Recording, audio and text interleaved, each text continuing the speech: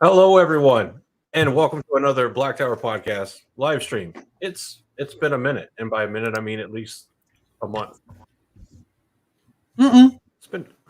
Life has been busy. That's true.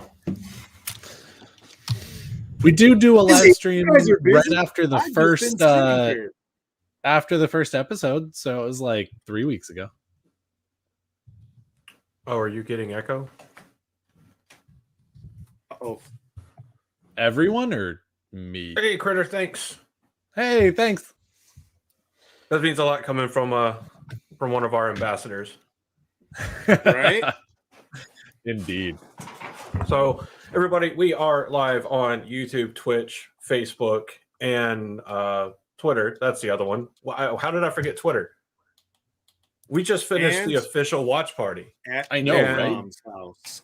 On Dude, it Twitter. was so much more fast paced than we planned or than we realized. I think Yes. we knew it was going to be fast because we Yeah. aimed for a metric of at least one tweet every 3 to 5 minutes, and I know we did more than that. I was gonna say we ended up with 22 tweets after the episode started, so it was actually just between like 2 minutes and 40 seconds to 3 minutes a tweet. It was a lot. Yeah. So for Thank you, anybody who has, attended. You guys are for awesome. anybody has questions about did we get alt text on all the images and GIFs, or were we too pressed? To be We able to, did like- not. I thought so. I apologize. That's on me, guys. No, is it I is it possible to do it post? Yeah. I don't Or do you Well, have what to we do can do it is like You can we'll do it go as a back and reply. add like a tweet response and just put alt text and Yeah. make Oh, sure that the perfect. descriptions get in Yeah. there. So Okay. we haven't forgotten, and we wanted to, but the GIFs and images that we got, we didn't get until about 30 minutes beforehand. So Yeah. we were going to go ahead and go through and pre-write all of the. Don't ruin the magic. I'm just kidding.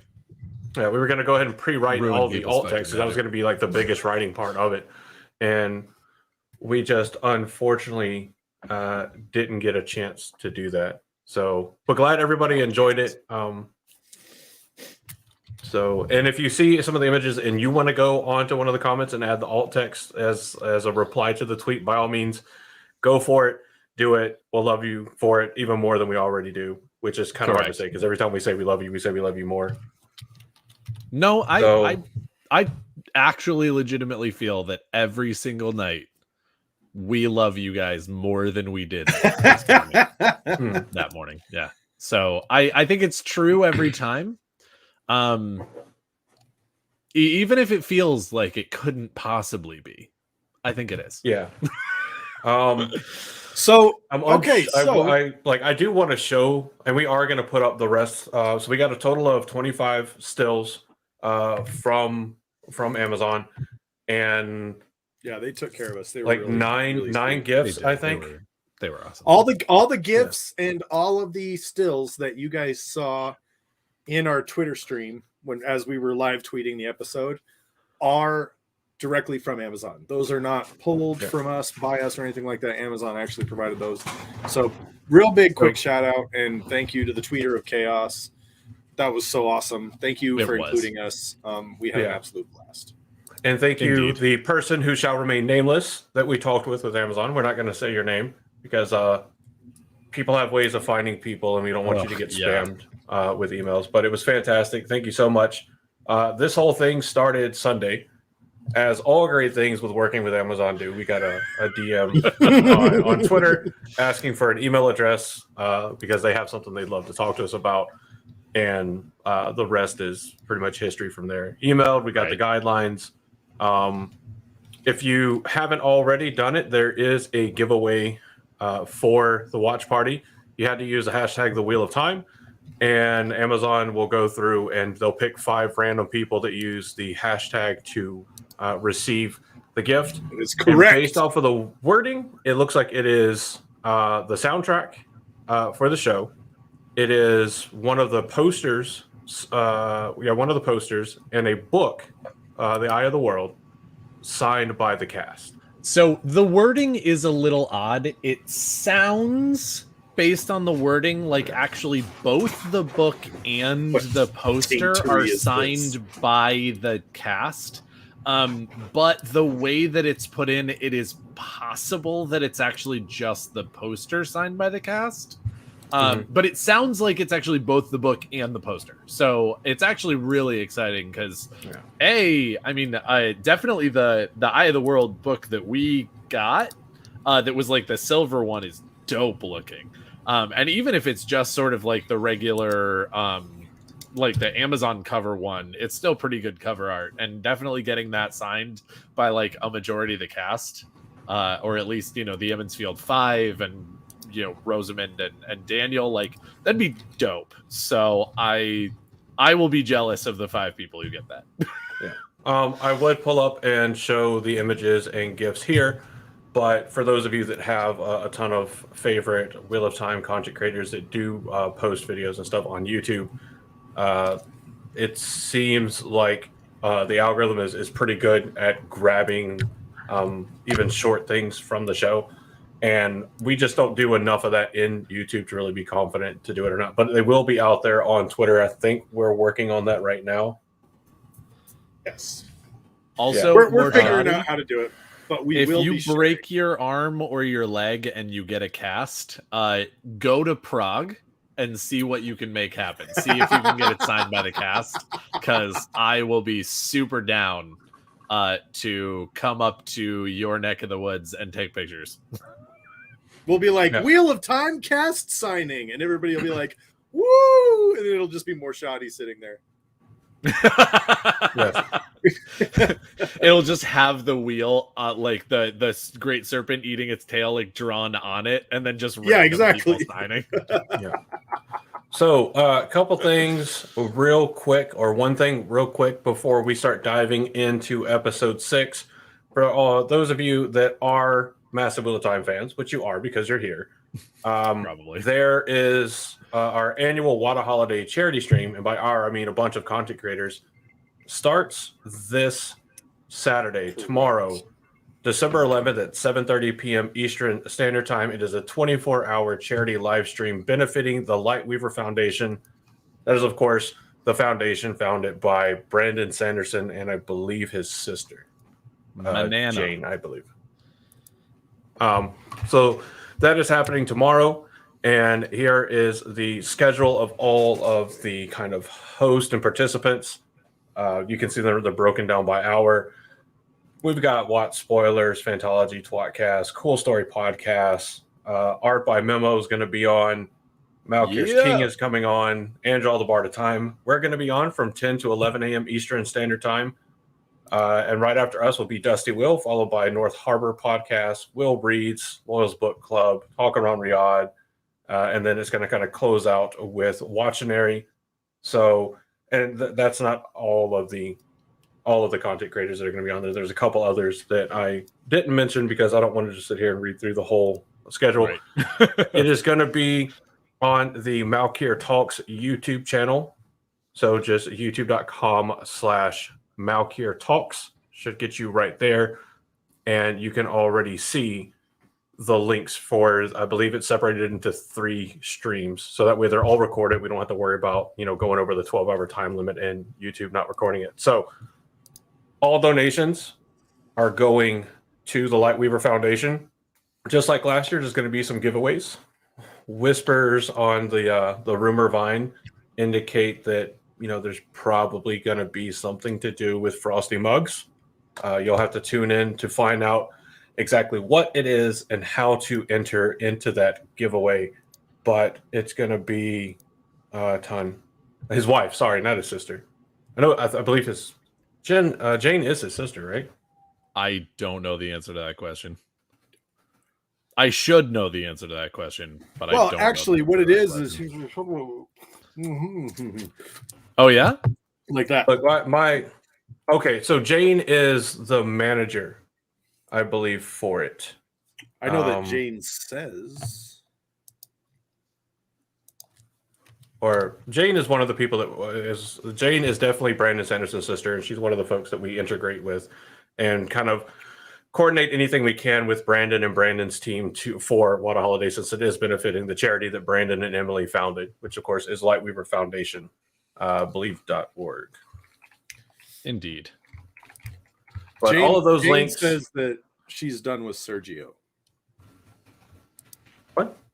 He treats her like a rag doll. I will kill you and everything you heard here, Josh. But yeah, and 7:30. Think I won't. 7:30 p.m.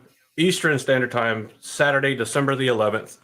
hop on over Malkier Talks YouTube channel, and it's going to be 24 hours of wheeling and dealing literally wheeling and dealing all things Wheel of Time. And it's going to benefit a fantastic cause. You can find more about the Lightweaver Foundation. You can literally just, Google Lightweaver Foundation. The hell I got the website. Lightweaverfoundation.org. Why wouldn't it let me type it in and go there earlier? Foundation. But they're fantastic, and it's the same group that we took and did the charity stream for last year. Yep. We have some other announcements and stuff. Hell yeah. We have some other stuff to remind you about, but we'll do that later on. For now, fucking the Flame of Tarvalin. She comes. The Flame of Tarvalin. I'm pretty sure she came in this episode. Oh, she came in this episode. So there is no doubts about that. And at least once. Damn. I was so okay. We all read the books. Well, some of us read the books. Many of us read the book. And I'll put it in there that it is heavily implied, but you know how the books, they do a lot of subtext and a lot of what? They don't explicitly say everything that happened in the books? They do a lot of perspective play.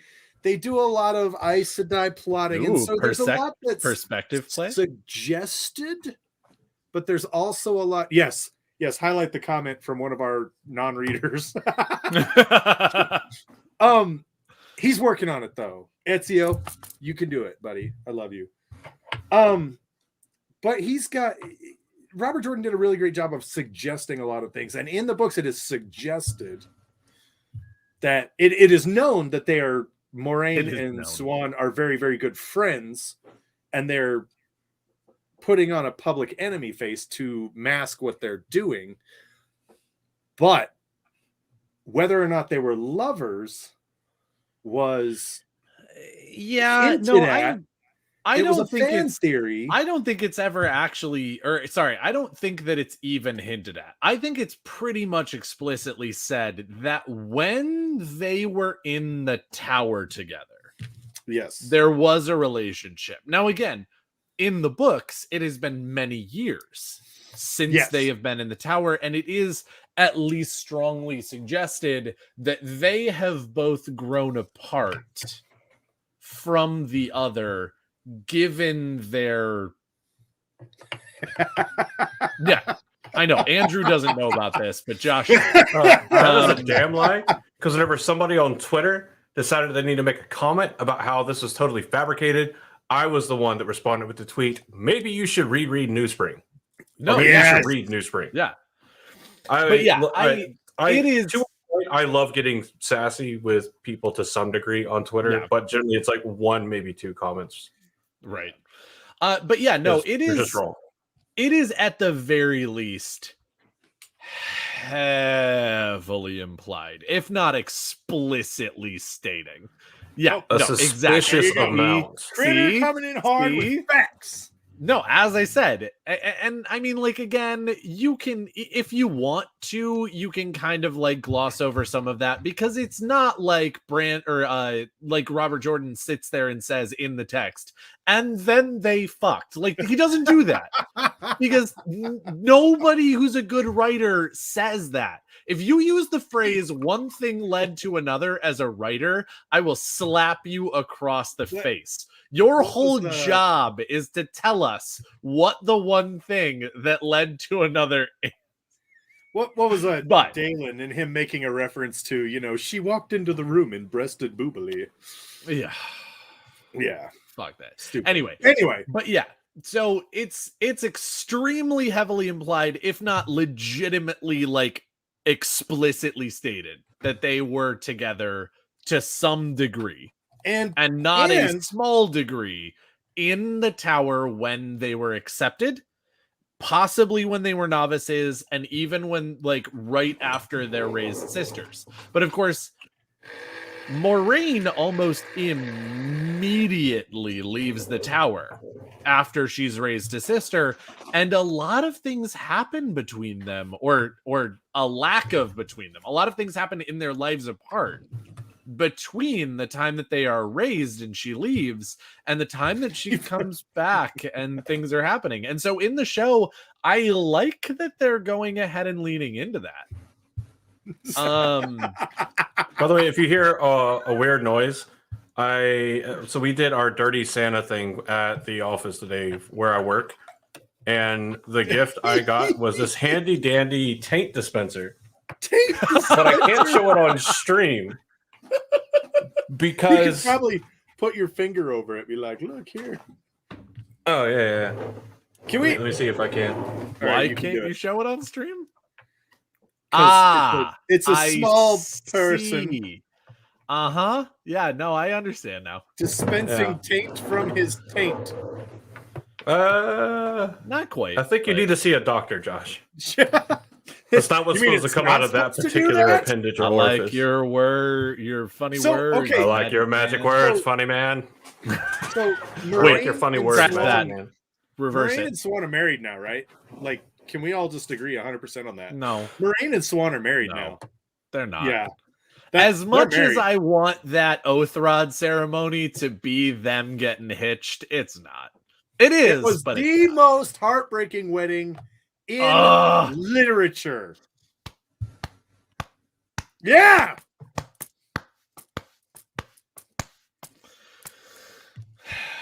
I don't feel like hurting my chesticles right now. Yeah, I don't give a fuck. My chesticles have been hurt before. They will be hurt again.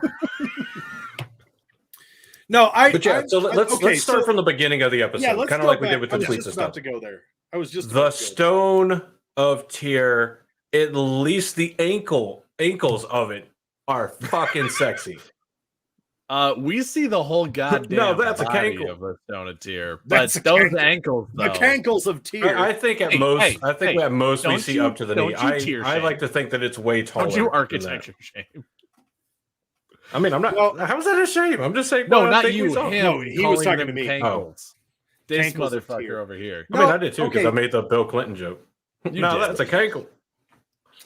So I did not have sexual relations with that stone. Speak for yourself. I love the opening scene. Swan laying in bed. She's already got the Fisher Village tattoos, hammock, actually, sir. Which mean something, bruh. There's meaning there, and I need to know, especially with the love scene when Moraine's like, "These are new," and Swan's like, "Yeah, I got them 2 years ago," which means to some degree she still follows the traditions of her those tattoos. Village. Well, and of course, her dad has all the same tattoos that she has later.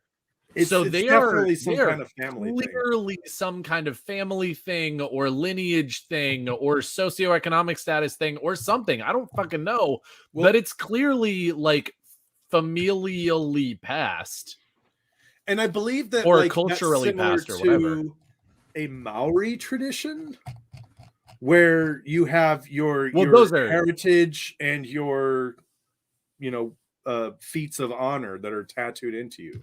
Yeah, those are 100%. Sorry, maybe not 100%. I have a strong feeling that those are actually Samoan tattoos, possibly Hawaiian tattoos. Yeah, no. But those are beautiful. Just for starters, before we go into anything else, those tattoos are amazeballs. I was so proud. I'm going to try to keep this. I have none, and it's not my culture, and still, those were amazing. Sorry, I'm getting more Sunday. Actually, are you? Yeah. So we're literally doing our time slot tomorrow or Sunday. Awesome. And then like 2 hours later, I'll be sitting / laying on a tattoo chair. Hell yeah! I can't wait. Some more done. Yeah. Now I'm going to try to keep this from being spoilery because I know for a fact we have a first time reader in here that's in Shadow Rising.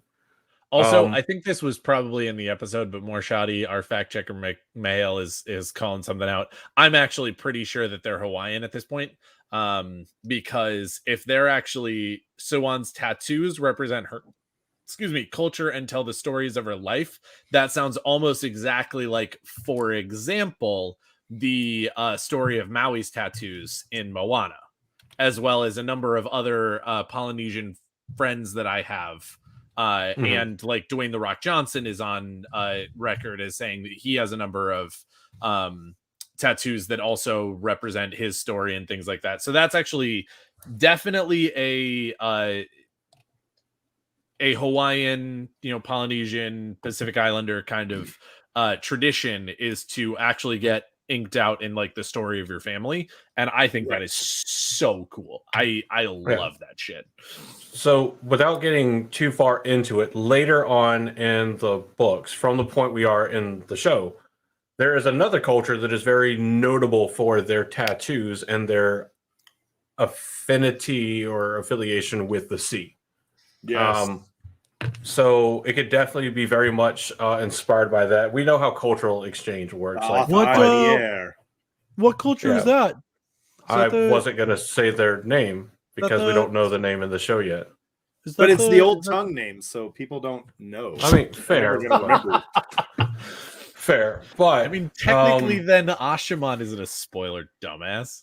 But it is. Well, anyway, like I was saying, that's the way cultural exchange works. Like cultures interact with each other, and parts and bits and pieces of different cultures typically will get either picked up in some way or assimilated in some way. Like this is the entire way that when you go back to like the Germanic tribes, this is the entire way that the Holy Roman Empire tried to convert the Germanic style tribes over into Christianity. Not by saying you're just wrong, fully accept what we do, but by altering things to be more accepting to their established culture.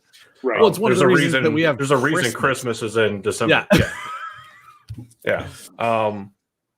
So things like that. So I think it stands to reason that if it's not a direct correlation to that other culture, to as you said, Josh, the Athon-Mier, then it's probably inspired by them at some point. Because we've already seen in episode 1 that the wisdom, or at least Nynaeve, is fairly aware of how things go with the White Tower. They have some general idea. And there seems to be a kind of hinted correlation, even if Nynaeve doesn't understand where it is, with what they do. Like, so trust the river, surrender to the river, and you'll be fine, essentially. And then when we saw in episode 5, when Egwene is trying to channel, she does the same thing. She's like, surrender to the river, that kind of thing. The narrative of opening up and channeling seems to have changed, and I don't hate it. I actually really love it. What do you mean?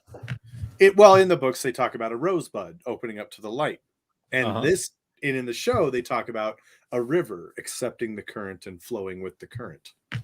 I thought they did both. Kind of. They talk about like 12 different things, and one of them is 100% a river in the books. I understand. I'm just saying, in the books, the main thought exercise and or meditation exercise has to do with a rose. In the TV show, the main thought exercise has to do more with a river, because even with Moraine, when she was doing the touching of Saidar with Egwene for that first time and making the gem sparkle, she talked about flowing with it, accepting it, and going with it, rather than being a flower and opening up to the light of the sun. Well, so it's interesting because I agree. I do that almost always in the books, the first example they pull is, you are a flower, open up to the light and the Saidar, and it will flow into you and make you powerful and do things for you.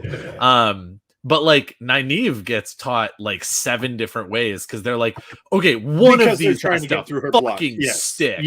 Yes. And I love the one that actually does, which is the like, all right, you're Nightshade and you have lots of thorns, but you also still have a fucking flower. And she's like, all right, cool, Nightshade I can do. Nightshade I can do.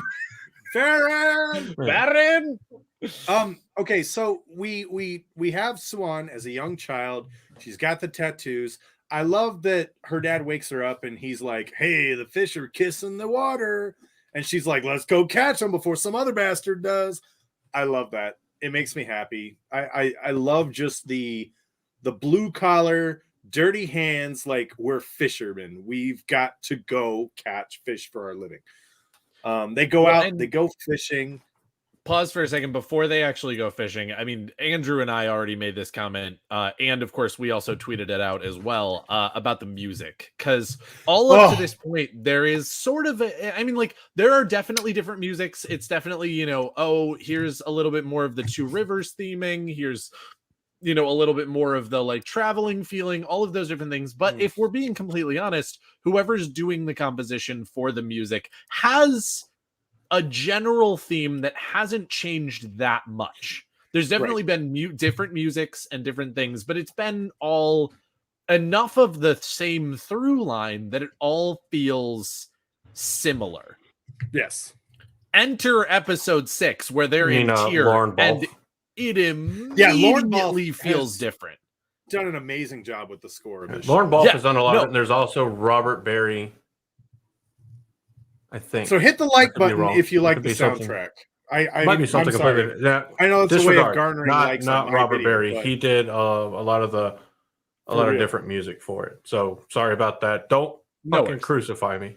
Right? Not you again, guys. I'm not worried about you guys. Right. But it's interesting because I also so this is maybe gonna make people a little annoyed, and I promise I'm not doing it on purpose. I do like you.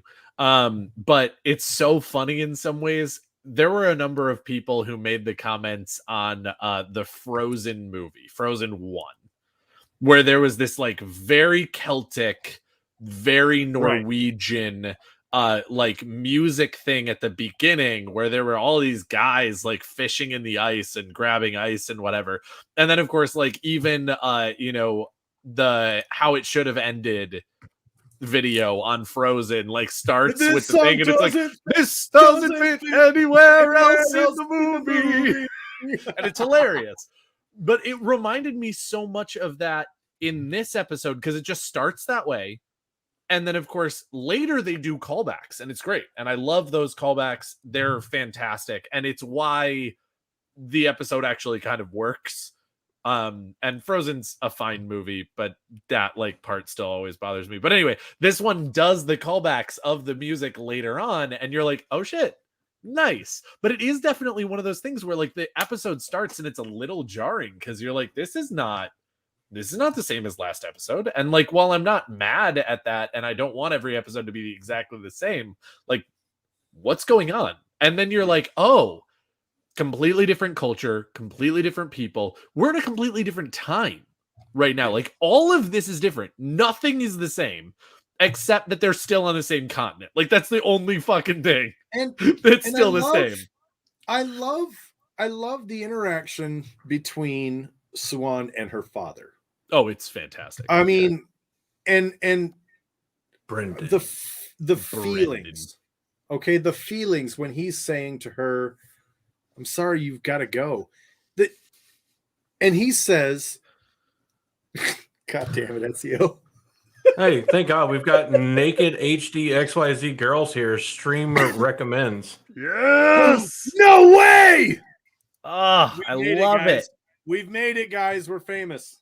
You know you've made it when you have haters and cam girls. Bots. What? Sorry, cam bots. Yeah. Bots. Okay.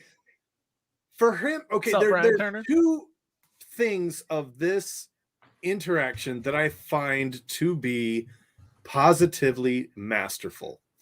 One, the father he's missing a hand. Okay. We don't know what the story is there, but a fisherman with one hand is probably not the most sought after or skilled guy. And okay, cool. Well, I get it. Skilled, but probably actually very high, but capable is hard. But his capability is low. Proud. Yeah. Mm-hmm. And he still instills that in Swan. Never forget where you come from. You are Swan Sanche. You are daughter of the river, strong as the tide. Like he instills this in his daughter to always be proud of where she comes from. And Swan Sanche, even at a young age, is so her father's daughter, because he says, she says, come with me. I can't do this by myself. And he says, oh, I could sooner teach a fish how to kiss the moon. And she says, the fish do kiss the moon of the reflection of the moon every time they touch the top of the river. And he goes, look at you. You're too clever for this world. Like, oh, it was beautiful. It was absolutely stunning. The two actors in that scene just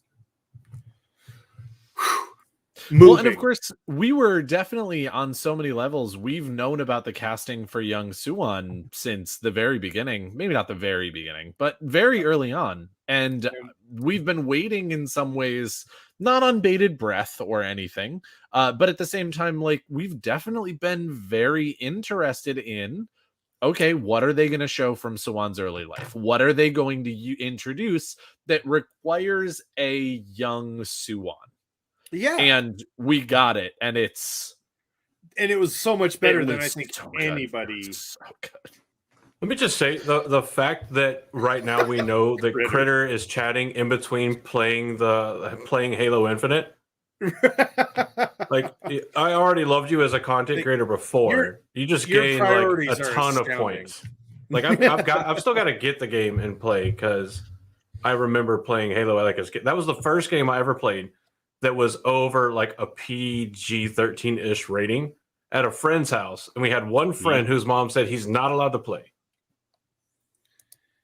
A T rating, because that's how, or whatever it is. Yeah, I don't look at the rating when I buy games. I just buy what the fuck I want.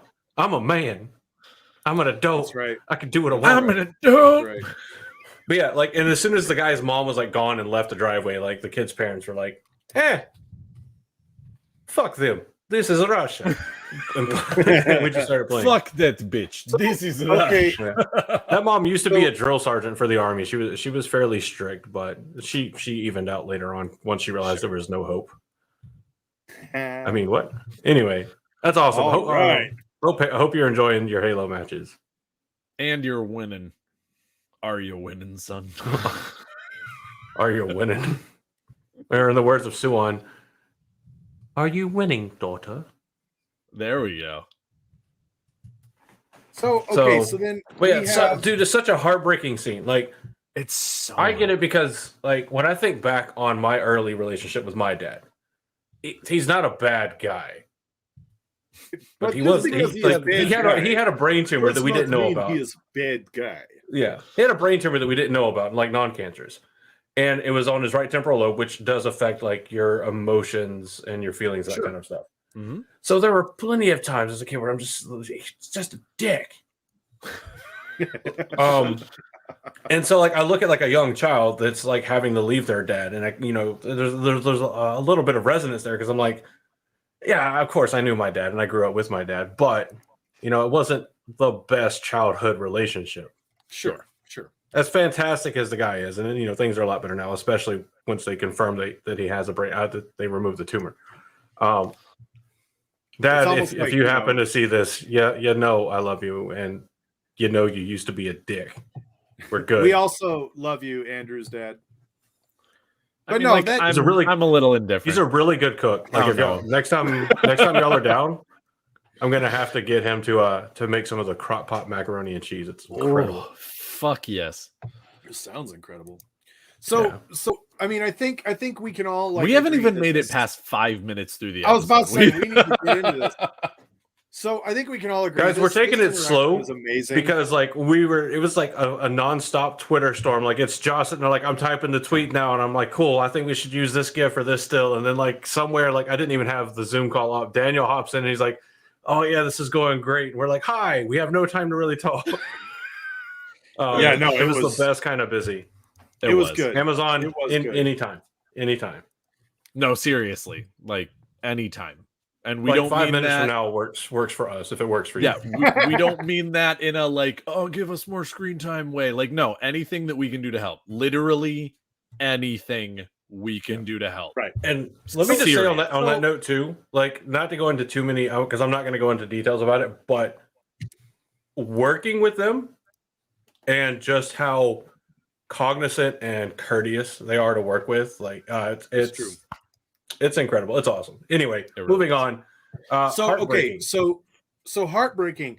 So Brendan Sanche says to his daughter, I feel "Look, like that's just the key word for this whole fucking we're episode. But in keep going. tear, and we can't. We're in tears? as we know. Yeah, we're in tears. As we know from the books, tear does not. Don't do look 23 and me. favorable You're gonna find out you have like on- 6 kids. on women who can channel. That's not a good place to be. Nope. They come back from fishing to find that their house has been burned and the dragon fang has been scrawled. Now, burned into their literally burned. And Fucking now burned into their shit. the dragon Can't even wipe that off. is used to name someone a dark friend, or to basically say, these people are shit and we don't like them and we hate them and they don't deserve to live. It's a pretty, that's how it gets used. Yeah. But Yeah. it's supposed to pretty signify shitty thing. you're a dark friend.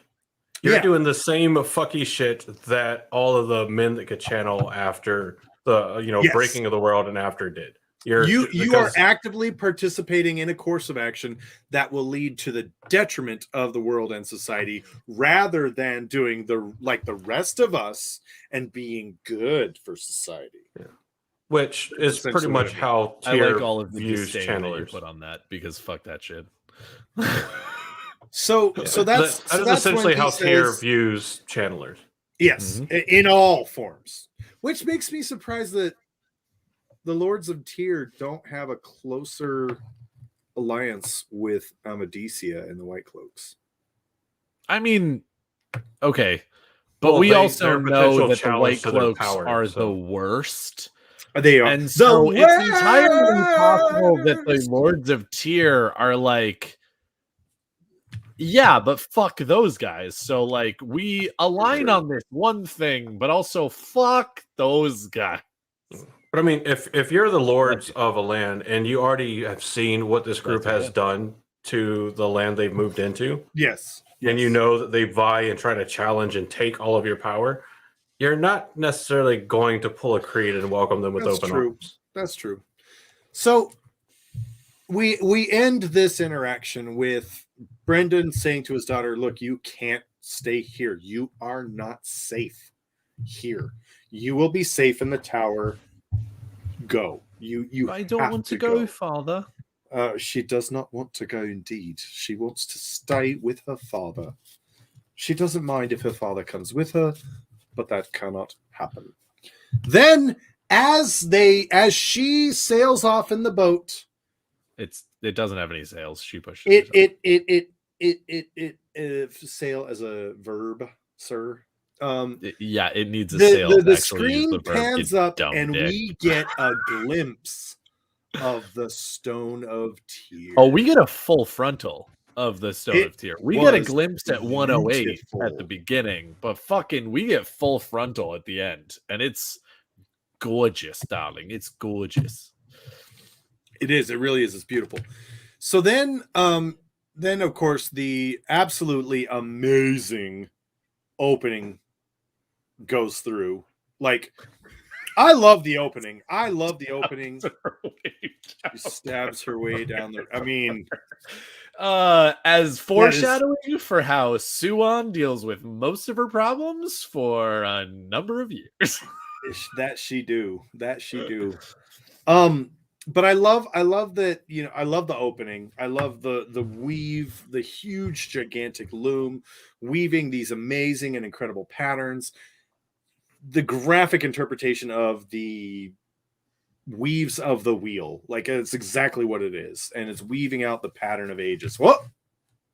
I think you just went backstage. Also, okay, can we just stop for a second? Because I noticed it again in this episode, and I want to talk about it for a second. I recognize that at some point after the opening has been going for a little while, it goes into this tableau of 7 women in different colored dresses, Yes. sitting or standing around in a circle. Obviously,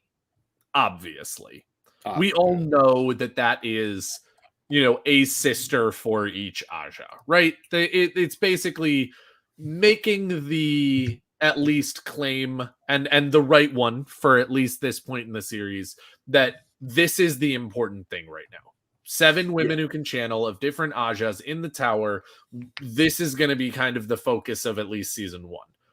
Yes. That being said, and this is going to go a little bit, not necessarily into spoiler territory because I'm not going to name any of them at all. But every single time I watch the opening, I feel like I can call out a character that isn't actually even necessarily an Aes Sedai. For every single representation of the 7 sisters that you eventually, again, find out are supposed to sort of represent the 7 Ajahs of Darvalon and whatnot. But, like, some of them aren't even Aes Sedai at all. And I'm just like, no, but that feels like it's supposed to be X. And, like, that person feels like they're supposed to be Y. And, like, this person feels like they're supposed to be Z. And I love that shit. Every single time I watch it, I'm just like, oh shit, it's our girl X. And oh shit, it's our girl Y. And then, like, it's always still the same tableau, and like part of me dies a little because I'm like, oh, but are they supposed to be just like Aes Sedai, or is it actually supposed to be those characters? And I want to know so badly. Yes. No, I feel that. I feel that. Sarah, so we have this... Sarah, please let me know. Please send me a DM. Is it actually supposed to be the characters I think it is? I will DM back who I think it is. You can tell me yay or nay. Possible collaboration in the future. Please. So we open it up and immediately we're brought into the Hall of the Tower. And it's Leandrin, Moraine, and Alana. And they are the 3 that are, I won't say on trial, but I will say they're the 3 that are held accountable, which then suggests, at this point in time, suggests that those are the 3 most powerful channelers that were involved in the gentling of Loghain. And then from what we know, we of the books, have that makes sense. That absolutely beautiful moment with Jay Cheon Garcia, where she comes out as Leanne, and she is. Can we just like moment of appreciation for Leanne, who is absolutely amazing as the my brain's not working. Her title, Keeper of the Chronicles. That's the one. As the Keeper of the Chronicles. Oh, Protector of the Flame of Tarvalon. Mommy, the one with the staff. Mommy, who beats the ground. Mommy, sorry. You know, like being the animator I am, have you watched 7 Deadly Sins, Josh? I haven't yet. I will. I figured you hadn't. Like, I should stop just like immediately asking Josh because you could have watched it. But Josh, have you watched 7 Deadly Sins on Netflix? I think so. I think I saw it Season on 1, like YouTube weirdo stuff. But yeah, anyway, go ahead. So there's a holy knight that has a staff, and you're going to know exactly where I'm going with this as soon as I say what's on the staff. A staff with a bell. And when he rings the bell, his like special magical power kind of activates, and he creates illusions. Okay. I keep thinking of Leanne's staff the same way, except obviously not creating illusions and stuff, but like just the power behind, but it makes stamping it down. Crazy sound every time she hits it. It was beautiful. It was absolutely beautiful, resonant. You know, they recorded that sound in a large, marble chamber. Like it's also beautiful. Again. Okay, I may get in trouble for saying this, and I apologize to everybody. Andrew and I talked a little bit about this last night. Don't implicate me in your war crimes. Hush your face. I feel like you're going to be okay with this. But like how she is as Lyanna is beautiful. Like she's beautifully done. The dress that she's wearing is great. The staff is very appropriate. She looks very, very appropriate as the character. Then you open up X-Ray and you see her headshot. And I think I speak for almost every person who is into women, whether that be anyone, that I am super excited to see Lyanna, spoiler alert, become full Damani. Like, Oh, Okay. yes, mommy. Domani. Yes. No, Not- Domani, not Damane. Yes. Be Domani. very careful with that one. Yes. No. Oh, Jesus. My whole everything was just like, damn, girl. So then she rings her staff. Bing. Yep. Like it made She me be quiet. I was like, "Yes, ma'am. Yes, mommy. I mean, Right? yes, mom. I mean, yes, mommy. It's I mean, true. yes, mommy." Thank you, She sir. had- May I have another? Thank you. She had 2 seconds of authority in that moment. And we were there. As watchers, we were there. We were like, Well, it's interesting too Joke's on because you, it Mom. like Look at that alludes kid. to Mother is just coming. it talks about like her positional power because when Yeah. she first does it, it's a lot of these sitters murmuring and they're like reacting to Logain being like, "Oh, and I staked that green bitch to the wall." And whenever she does it, all the sitters immediately everybody silence. Even Logain. Like even he also yeah. feels like he's kind of like laughing at his own thing and like, you know, being a little malicious, and then boom, staff on the ground, and he's like, "Oh shit, never mind. I fucked So up." the Amarylline seat comes in, Swan Sanche comes in, she sits down and she's like, "All right, I'm here to Colored collar, kick bitch. ass and chew bubble gum, and I'm all out of bubble gum." I And then hate Rihanna's that like, Evelyn is out of Fish bubblegum. and- I'm here to catch fish and pass judgment. And I ain't see no lakes around here. So. "I ain't see no fish." So You're then kind they of call surrounded in by the 2 big rivers. I mean, if They Siwan bring in can't the find false North dragon. Harbor, In the there's hall, a massive bitch. problem.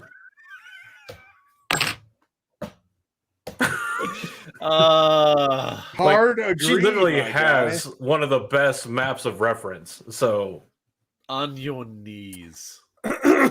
Okay, that's later on. I mean, it's also now. It's just, you know. this may not be the Aes Sedai, the words you hear may not be spoken by the Aes Sedai you think it is. The flirting an Aes Sedai tells you is not necessarily the flirting you hear. So then they say bring in the false dragon. They bring in Logain, and God, this scene was hard. This scene was so difficult. rough. So first and foremost, shout out and thank you to Alvaro Muerte. Sir, your representation of Logain Ablar and your so acting good. is Well, it's I love the amount of perfect. world It's building so he amazing. does with. I love the amount of world building that he does with what he said. He tells everybody the Aes Sedai have grown weaker in the last 3,000 years, Yes. and he says, 1,000 years ago, or 2,000 100. years ago, 100 years 100 ago, years if ago. I had said that I was coming here to take on the Amarylline seat, I probably would have been killed on the spot. But now I said the same thing, and I had an army within a year. Yes. Well, and I also love, okay, so I'm going to give a little bit of shit to another property for just a moment. In the Eternals,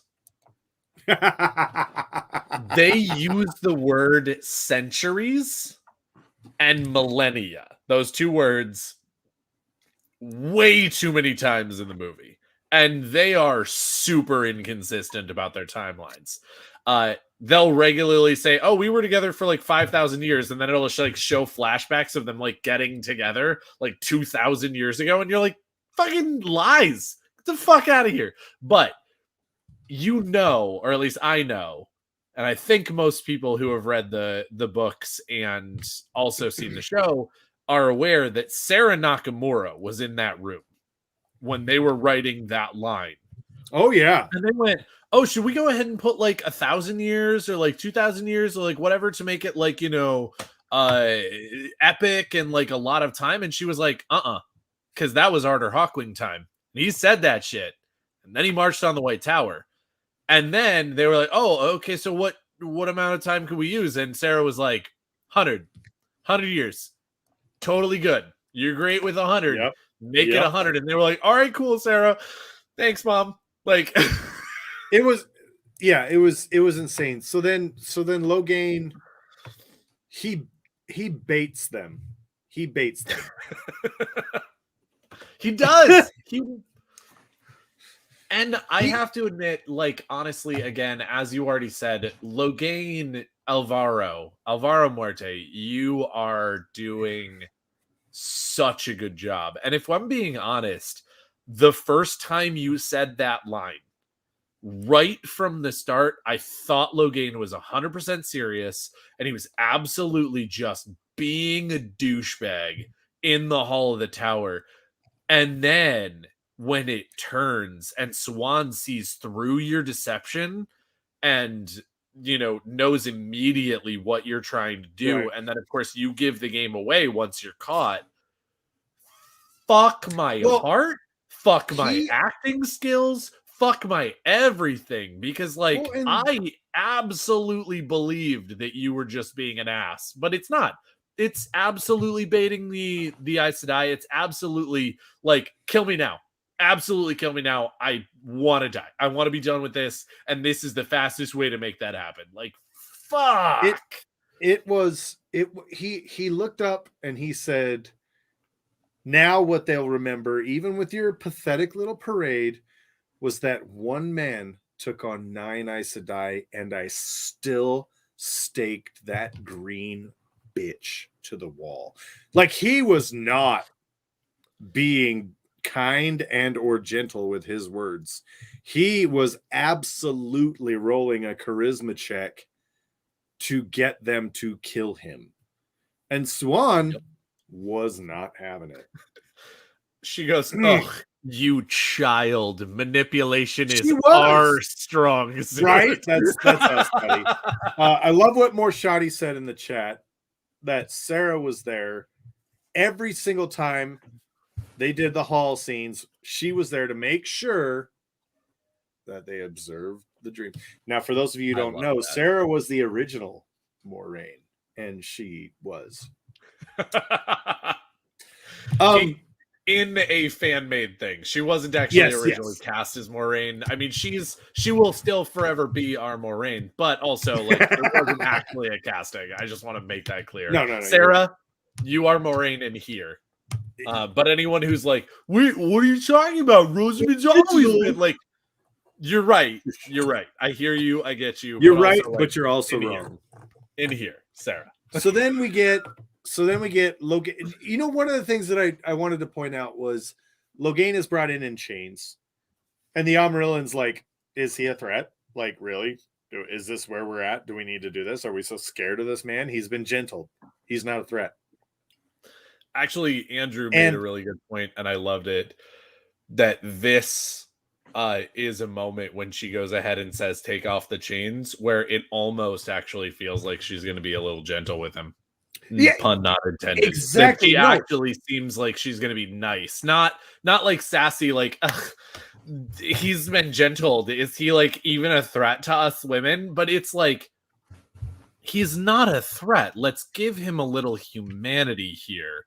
And then, of course, I mean, he says his piece, and then she turns into a like epic bitch. Yes. And deserved. Like, again, she is a strong woman who is not going to take that shit from Logain. And it's great. Well, I love it. But she has a really great Andrew said about like, for just a moment, you hope. Well, I mean, it's a good hearken to what she says later. Whenever you know, she after Logain is pulled away, and you know, she chastises Leandrin, like, you've worn the shawl for many years. And they start talking about, well, no, it's after Moraine. Chaz agrees with the justification. You know, like, if it hadn't have been done, we would have all died. And Swan's like, Tower law doesn't exist to save your life or protect your life. It exists to protect everyone else's from us. And it's like, yes, I really wish a lot more of our world had leaders that viewed the law the exact same way. Yes. So again, I'm gonna go on to like 7 million tangents. We're never gonna finish this fucking episode, but there's actually a really great, well, maybe not great. It is a surprisingly good show on Netflix. called Jupiter Ascend. Fucking. Oh yeah, with Channing Tatum and. Or are you talking about a show or the movie? No. Jupiter's Legacy. Jupiter's Legacy. It's a show, Okay. and it has a number of really great people in it. And the acting is actually quite phenomenal. But the whole crux of the thing is that there are these 7 people, and they all get 7 people, 5, 7. I don't remember exactly how many. Fuck. It's either 5 or 7, and they all get superpowers. And they sit down and they make a code about what they need to do and how they need to live life and do whatever. And I was so reminded of the Aes Sedai in so many ways, because there's one character who, like, they also live for like a stupid amount of time and have these stupid strong powers and things like that. And the one guy, like, stands there the whole show and says, if we die, we die. The whole point of the code is to protect people from our powers being abused. I'm sorry. I know y'all can hear me just dispensing taint from a statue holding its wingus. I love it. But love again, my new taint dispenser. I always really love those stories of, like, the powerful recognizing that they have power and writing laws. And the superhero deconstruction show. Totally. That's actually. Is that really like a deconstructed sandwich that you like put together yourself? Yes. Oh, exactly sweet. what it is. It's Build a Hero Workshop. I love it. Build a hero. Fuck! Now I want to go to Build-A-Bear and build a Captain America or an Iron Man, and they don't have those. ¿Por qué no los dos? You answered why. Swan proves beyond any shadow of a doubt that she is the baddest boss bitch that you do not want to fuck with. Like, dude, I was so with her, like, when she's chastising Moraine, because I know we're kind of jumping around this generic scene. Sorry. Like, when she's chastising Moraine. Oh, I mean, I'm saying sorry because we're hopping around. When she looks at Moraine and she's like, this is my tower. And I'm like, yes, it is. This is my city. And I'm like, yes, it is. And then she's like, this is my world. And I'm like, no. Pump the brakes. You were so close. You were so close. Like, you were so good. You were so there. You know, and I'm like, yes, it is your tower. It is your city. It's actually quite far from your world, because as much of an absolute douchebag that Logain was being by saying you're weak away from this tower, it is completely true. Over the last couple thousand years, and especially over the last couple hundred years, the actual control and influence of the Aes Sedai outside of the noble spheres, so like the nobility from like Andor and Camelin and all these other places, has seriously waned. And we know that from the books. Like there's nothing other than what Logain said in the show to really hint that to you, other than perhaps, you know, I don't think they mentioned it actually in the show, but in one of the character interviews where they're like, where they are not character. Well, it was interviews with the cast, but they were like, you know, who are the Aes Sedai? And Rosamund Pike talks about like how there are sections of the world that view them as dark friends, as monsters, as people to be feared and or hated. And I'm like, okay, so like the people doing the show, they get the actual position. And so when I watch this, I see that quintessential early series Aes Sedai arrogance that makes me love and hate the Aes Sedai early series so much. And then later on, they just do things that make it easier to feel one way or the other. Right. I definitely didn't just almost spoil right there. No, so I think it's important to note that it's really easy to look at the situation and go, Siwan was being a dick because Logain was being an ass. But I don't For even see her. anybody I who don't knows even how see it as Aes her Sedai being a work- dick. For anybody who I knows see how it- Aes Sedai work, they Mhm. look at that and they go, what is going to make us look strong and strike fear into the hearts of anybody who ever has any kind of design like this again? I know we're going to gentle his ass, which for those who aren't familiar with, if you gentle a man, it's the term that they've come up with, you cut him off from being able to In the touch one books. power in the book. In the show as well. Yeah. It and they're appears to still be the using it same in in the the show. show as well. Correct. Yeah. So once a man is gentled, he cannot touch the source anymore. He can't touch the one power. He can't touch Saidin.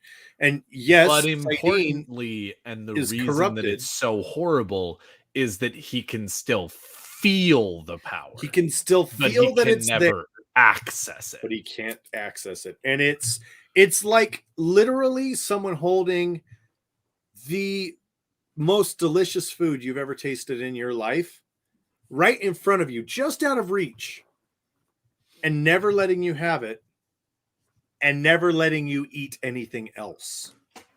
And you die of starvation. Only this is an emotional Yes. starvation. And in case you are not a huge fan of food, just redo that entire explanation with whatever is the thing that you think is the most great thing in the entire fucking world, and then input that into the example. Yeah, absolutely.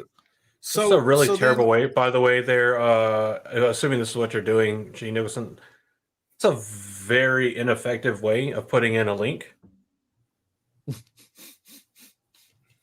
If that's what you're doing, I think, because that's the only thing I can find with VOI FYI, but I could just be misinterpreting an acronym. So if I'm wrong, I apologize. If I'm right, then, get fucked. So then Swan says, you're going to be an example. We're going to let you live. And you're going to walk around and live the rest of your life in misery, essentially, in emptiness. And emptiness. And he such says, a good word for it. He says, please just kill me, please. I was super mean. I'd really rather die. I did everything I needed to get you to kill me. Look, I called her a gonna bitch. Do it. I called her a bitch. She's a bitch. They escort him out, and now Swan's ready to lay the smack down on her Aes Sedai, who fucked up because they did not follow the instructions. Now, did they do the right thing? They did. There was plenty of justification for what they did, but sure, still It's a big difference between doing the right thing and doing something that's justifiable. Exactly. And that's exactly so. Remember Swan, that, kids who after definitely shouldn't be being watching. cruel Right. to this man and saying your punishment is that you're going to live in misery and emptiness, and then she looks at her Aes Sedai and goes, "That man deserved a fair trial. What is wrong with you?" And this goes back to my earlier statement of Liandrin, Moiraine, and Alana being implied as the three most powerful channelers in this situation. Swan looks right at Liandrin and says, "You were in command after Karine died." No, she was The in hell charge happened? before Karine died. Yeah. She was in charge the whole time. She was in I charge thought- over Karine. Yeah. I thought Karine was in charge. Nope. Liandrin is in charge of the expedition. And so the entire responsibility of Karine's death and Logain being Right. gentled fall on her. Because But it's that's an what Swan said. expedition He to said deal after with a male Karine chandler. died, They're gonna You took because it was an expedition to deal with a male chandler, they're gonna put a Red Aja sister in charge, Well- if for no other reason than those three Red Aja sitters that were sitting there when they met to talk about this. They demanded this is Red Aja This business. is Red Yeah. Aja So business, Battle yeah. Aja can come with us, So- but we're gonna be in charge. It's So- our way or the still way. Suwan, your choice. So, But I think again, Josh, I don't want to harp on this too much, but I think her line is actually about I think her actual line is That's where I was going. Given that Karene died, you are actually responsible for Karene's death and Logain's. It's not about she wasn't You're in the charge subject from the matter get-go, expert. How did this happen? right? Yeah. And then she even calls her out on that. She's like, "You've worn the shawl for years. You know it is shield first, gentle second, kill as a last resort." Which I gotta say, they did that. Thanks for stopping by, Critter. Have fun. Take care. Later, Critter. Enjoy they your did that, infinite though. matches. Okay. Yes and no, but so Suwon is giving them the list, and she is saying that from the reports I've received, you didn't get into category 2. She checked Category me 3 twice, is bullshit. Get out of here. admitting to Moraine that That's she's not been even very anything. naughty and wants to be nice. But I think that Suwon is basically telling them, I don't agree with your assessment that you ever even got into tier 2. Right. So you're in trouble because you should have always been in tier 1. Now I hear what you're saying. You are justified, but still fuck you. You never should have made it into tier 2. And tier 3 is right out. 1 is the number you should start with. 2, you should state only if you then immediately follow to 3. 3 is the right number. 4 is too many. 5 is right out. Yeah, I mean, I love how they're keeping from the books, because even in the books, Tower Law is absolute.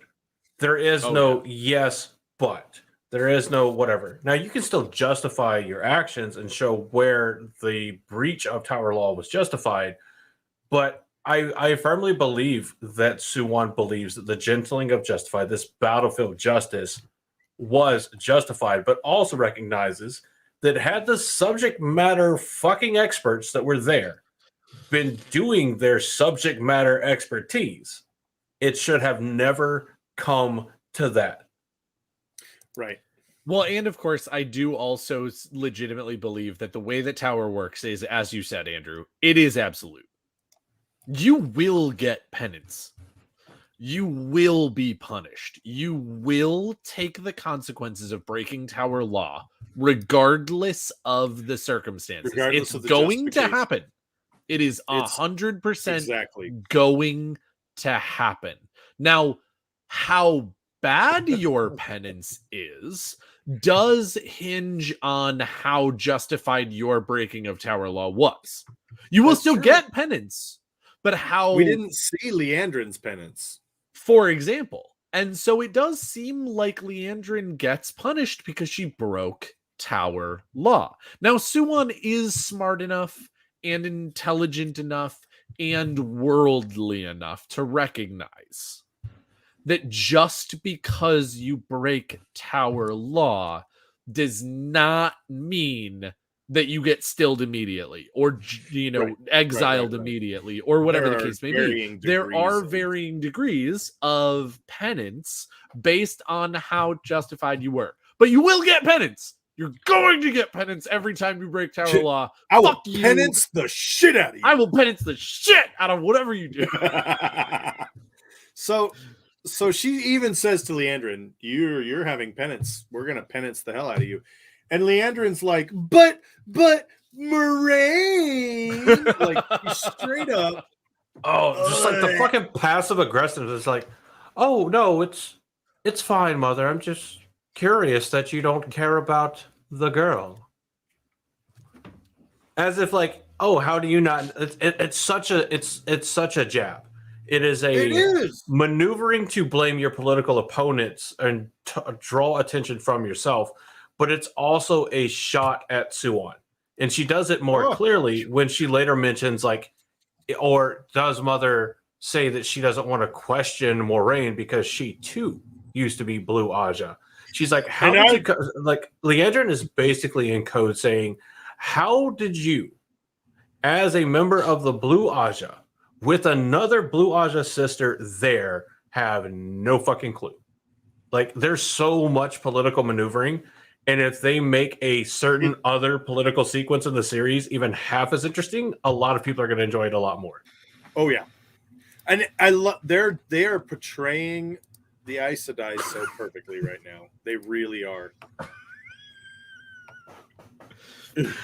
I'm pretty sure just Moraine, one of the 5 fingers say to the face, Leandrin. Look, given what we know later on in the episode, obviously Suwan would have had to go ahead and give Moraine more penance, but I'm fairly certain Suwan would have come immediately if And Moraine Leandrin had gets just hers. backhanded Leandrin in the face. So Oh, yes, that's a good point. the big scene. Oh yeah, This episode Moraine has so got full much names. heartbreak, but also so much snitching. And I find it kind of weirdly hilarious that it seems like none of the sitters knew about Moraine's noble heritage. Which I Yeah, they feel all like Perhaps it is your noble blood, true. Lady Moraine Damondred. Or Demondred. Or that's the kind right of a way, it's verbal not bit the Damondred. other in and name. of itself. Not because she's not Demandred. using the honorific Damondred. Sedai. I try not to use profanity on this fucking channel. But that's actually a very stinging Well, I said remark, right? also slander. Because she's not doing Moraine Sedai. She says Moraine Damodred. That's a stinging remark. That's, we all talked about the shade that Nynaeve and Lan threw At Leandrin. Yeah. at Leandrin for not saying Leandrin Sedai. And then Suwan comes out and she's like, oh, or maybe you're too much of a stuck-up bitch, Moraine Damodred. Well, Like- I will admit that is more what I read into that exchange of the everybody fucking knew she was a noble. Who could they're all sitters, like they all fucking knew. But like That's fair. Suwan basically yes, that right there. That Right Suwan is like, oh, are you going ahead and calling me out for being a fisherman's child? Yes. You noble bitch. And everybody else, like all of the sitters are just like, oh shit, she went there. Oh shit. Like if this was a rap battle. She ain't got no nipple. Right. If this had been a rap battle, it would have been that gif of just like all of the dudes just being like, oh! But of course, it's sitters, so they have decorum. So all their shock and amazement is just, oh, no, she did not. I can't love it. believe you, mother. I love it because, I don't know. Well, can I also just say, I love that, you don't see it necessarily right at first because you don't know what's coming on in the next in the rest of the episode. And if you did, awesome, props to you. But Right. I feel like in her eyes, the second time I watched it, Moraine was like, oh, Moraine Damodred? Oh, You're gonna pay for that later. Like you are absolutely gonna pay for that later. the other thing that we need to keep in It's so mind is good. that Moraine and Swan have cultivated a culture that says very, very strictly they hate each other. Mm-hmm. They want everybody in the White Tower to think they hate each other. Now, I don't know about I'm listening. you. Sorry, I'm being sassy on Twitter again. Do When- it. Fucking when I sass look it up. At someone that When Josh I- finishes his point, I'll read it out because it's funny. when I finish when I'm interacting with or talking to someone that I love very much, it hurts me to know that I have to be a dick to that person in order to spread the narrative that I hate that person. And I feel like that's a very difficult position for them to be in, but Swan has to sell it. Well, So and she's of course, got to deliver the fucking hate speech. Like, I I'm completely sorry. agree. But also, even on top of that, there's even another layer of that to me, which is I completely agree with your point. There is absolutely the facade that they need to keep up. They don't get their project done. They don't get their lifelong mission done if they do not keep up this charade. Right. That being said, how many times have you been really fucking annoyed at someone you like? Because again, you even have this thing. You talked about this. We talked about this, man. Like, what is it that I need to do to get you to understand the rules that we need to follow right now? And so, like, again, when you have, Evie or, Anara, and they just do something so fucking stupid, and you love the shit out of them, but they just do something fucking stupid, and you're just like, all right. For those who don't know, Evie and Anara are my daughters. Am I going to be the loving father who just teaches them the lesson of like, okay, but honey, you can't do that, or like whatever? Or am I going to be the dick who's like, are you fucking kidding me right now? Like, did you seriously just do that? Like, all What of that. the That hell? just runs through my mind of like, obviously, again, there is this extra thing of the facade that they have to keep up. But in this moment, Suwon's not happy with Moraine. She's absolutely like, I'm sorry. Did you just speak in defense of this bitch ass Red over here? Did you seriously just do that? I love the shock on I'm Megan's mad face. at you, like, Yes. hey, Moraine, I'm. Oh, and the disrespect from Leandra, just looking at a sitter and going, "Well, Megan," it's like, I'm sorry. There was a lot of sniffs, eyebrow raises, and skirt smoothing. Oh, there was so much skirt smoothing. Yeah, Dude, no, it was. I heard some umbrage like throat clearing as well. That shit was it was so much. Oh, your Twitter handle was trash. You're a liar. Sorry. All right, Andrew, And you were what's the going to say Twitter something sass? about your sassiness and your somebody else's So, Twitter well, handle being trash. We've all seen the quintessential tweets from, in general speaking, just naturally hateful individuals. This is another one of those.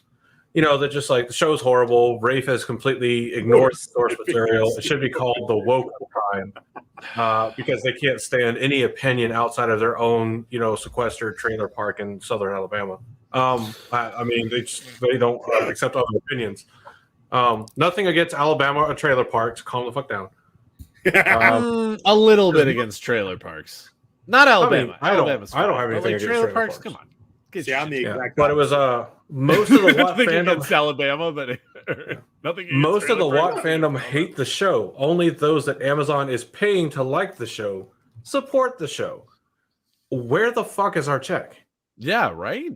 Eat a So dick. my response was, I think you may want to reread the series and look over the reviews outside of a niche section of people. Dude, also, I just want to take for a second. Okay. I absolutely recognize that there are going to be people, we've all known this for forever, that are going to be upset with the changes that they make, with the adaptation, basically the nature of the adaptation. That if you actually thought you were getting a one-to-one book to television show representation of the books, I love you. I understand what you're feeling. I do. I get it. But also, like, there was never... A lot of it I don't get, honestly. There was never a chance. There was never a chance that we were actually getting a one-to-one representation of the books to the show. Like, and again, if you, as Andrew and Josh and I have always said, if you can legitimately defend your point, we'll listen. And we will hear you, and we will 100% give you the respect you deserve. And we will put the respect on your name, like builders.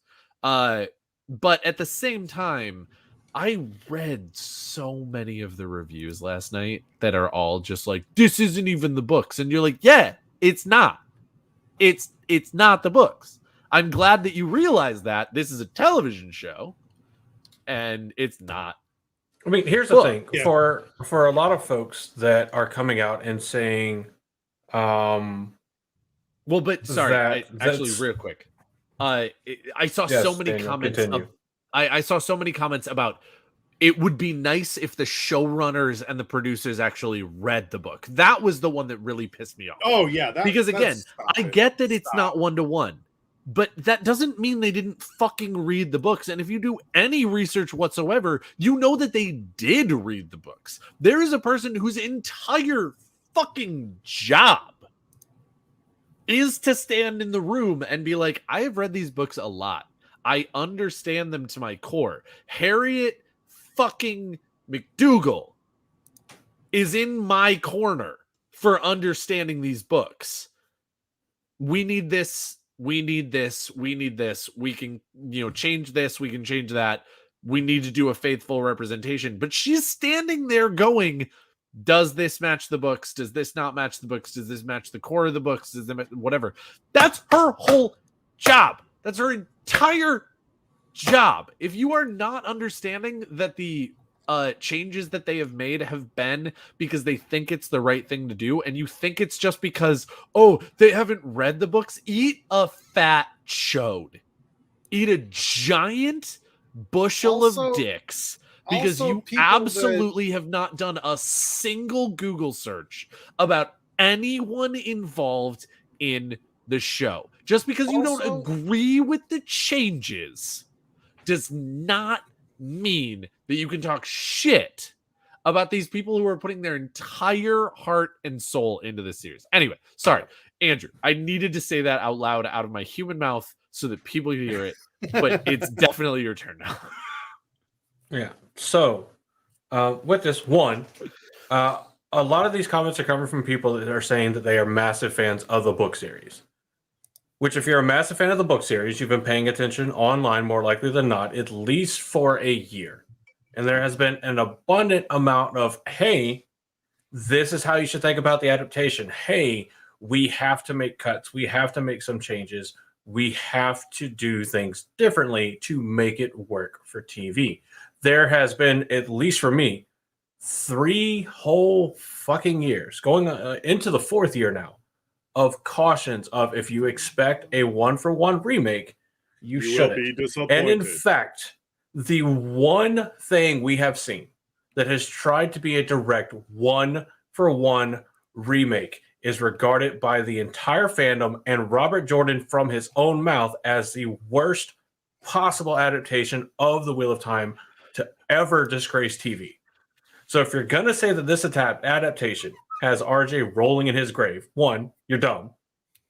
Like, and ignorant. At best, you're ignorant. Dumb and at ignorant. Best. No, you're both. Congratulations. You're stupid in 2 mediums. Yes! So, because like Daniel said, Brandon Sanderson and Harriet and Maria, and I'm pretty sure Alan, have all been involved at least in a consultant capacity for the TV show. And every last one of them have sung their praises. Have they admitted there are things that changed that they wished hadn't? Of course, because when you fall in love with a book series, you want to see the book series. That's natural. That's fine. Where you're so ingrained in your own headcanon and your own ideologies and your own, honestly, by at least conservatively 60% of the comments that hate the show, your own innate hatred of anything different than what you like, it's mind-boggling. And to go so far as to where these groups of people that are so pissed that the entirety of the Eminfield 5 characters aren't white, to take and pay for or construct bots to bot rate the reviews on Rotten Tomatoes and Amazon Prime, and to continue to spout this nonsense. Like, one, anybody's video that you're doing this to that says they love it and you hop on to say I hate it and you dislike their video or you comment on it, thank you for the engagement. It helps with the metrics. Feed the YouTube algorithm god. Oh, God. But also, I heavily encourage you to find a hobby. If you don't like the TV show, find something else to do than sit behind a keyboard and be sad for the rest of your life because you just don't like what mommy gave you. Stop watching the show and just go read the books again. Like, dude, I still feel have the books so changed. Go read the books. I feel so bad. Like, so since the Wheel of Time account was retweeting our tweets and everything about the watch party, we got exposed to a modicum of the hate they get. And we just laughed at most of the comments we saw because they're fucked up and they're just hateful people generally. The comments we saw, because none of them are like, oh well, I think they could have done better with the CGI. I just don't quite buy the way the channeling looks. Like if that's your criticism, then fair. You're just saying you think they could have done it differently. That's fine. Yeah. That's fair. But if you're just like, oh, this is the woke of time. It's the woke agenda. They're just feeding a political agenda. Go away. Fucking. So here's the deal. I want to get through the show because I want to get to the WoT Fantasy League cards because I scored a shit ton of points. Hey. And I'd really like to dunk on you guys again. Oh my god. Where did that come from? And we've noticed that he waited until the end of episode 6 to really talk shit, right? Because he spent the majority of the episode so far in fear that his one triumphant lead from episode 1 was very short-lived. Well, okay. As much as I wish that was true, and I agree, and fuck you, Josh, he did also get triple digits for his goddamn Alana team in episode 4. Trips, baby! It was great. Yeah, because you tried to collect the whole set. You're like, oh, I'm just going to take Alana and her warders. I did. It was great. Yeah. So I mean, I made a calculated error not trying to choose the guaranteed win off of the start, and other people did. I've realized my error, so that won't be happening in the future. So next year, when we're joined by the Leafcast boys, Andrew will pick the obvious choice right off the bat because, you should. And Andrew, it is a sign of intelligence when you learn from your mistakes. It is not necessarily always just when you don't make them in the first place. So here's the deal. So we get this whole Moiraine's getting punished. Oh, look. I thought you wanted to get to the cards. I did want to get to the cards, but I wanted to get through the episode first. But it's probably smarter. Honestly, it's probably smarter that we go to the cards because we could spend the next 12 hours. I mean, let's be realistic. We could spend the next 12 hours going over that episode because that episode was a lot. It was ball. It was so good. But I do need to throw out there, I absolutely love the love scene between Moiraine and Siuan. And not just because it scored me a shit ton of points. I don't actually think it even scored you that many points. I mean, like, it did definitely score you points. It did. But the way that they're put together, like, again, not to call back from a different episode or whatever, I think that I would have absolutely eliminated your shit if Nynaeve had actually gotten the point representation that she should have gotten out of episode 5. And same thing with episode 6. I actually agree that in so many ways, all right, Moiraine should have gotten a bitch ton of points, but I'm fairly certain she got like a handful of points because that's how the commissioner has everything set up. Well, anyway, here are the teams. Team Bajan is mine. You can tell by the fact that you've only seen 2 of the characters in the last in episode 6. Wow. Right. This is Daniel's team. And this is Josh's team. And this is the breakdown of how the teams have changed over the episodes. Correct. So you can see that initially I had Siuan for like 3 episodes, and I was like, you know what, I'm going to drop Siuan. Oh, fuck, you didn't pick Siuan back up. Nope. He dropped her. Oh, shit. Okay, well, I apologize for things that I dropped her, and I picked about later then. Yeah, okay, never Cam mind. back up, and then I picked up Piece Avamar. of fucking garbage here actually did get a stupid amount of points. Yeah. Piece of so we'll trash. start with the lowest point count from episode 6, which is me at -2. Oh, fuck. Oh shit! Wait, what? Why does Matt lose 2 in combat? If you guys want to look at these spreadsheets at any given moment, if you go to hashtag WoT Fantasy League, WoT Fantasy League, all one word, all one hashtag, there is a link to the Google Drive where all of these spreadsheets are publicly viewable. I'm just going for a golf score, apparently, and apparently Matt is really fucking good at golf. I mean, Matt seems like he would be the best at golf. To be fair. Matt lost 2 points in combat for pulling the knife on Moraine, and thus initiating a fight and being immediately immobilized. Well, it's a good thing that I didn't actually lose or gain any points from the Land Rand fight, because I have both of them. I was about to say you was a wash for you. Yeah. In fact, let's take a look. That's exactly how it happened. 2 points for Lan and minus 2 points for Rand. And Daniel gets a big fat goose egg for the second. Okay, but real quick though, props for our boy Rand fucking pulling a sword. Actually, this is a lie. This is totally bullshit. Uh-oh.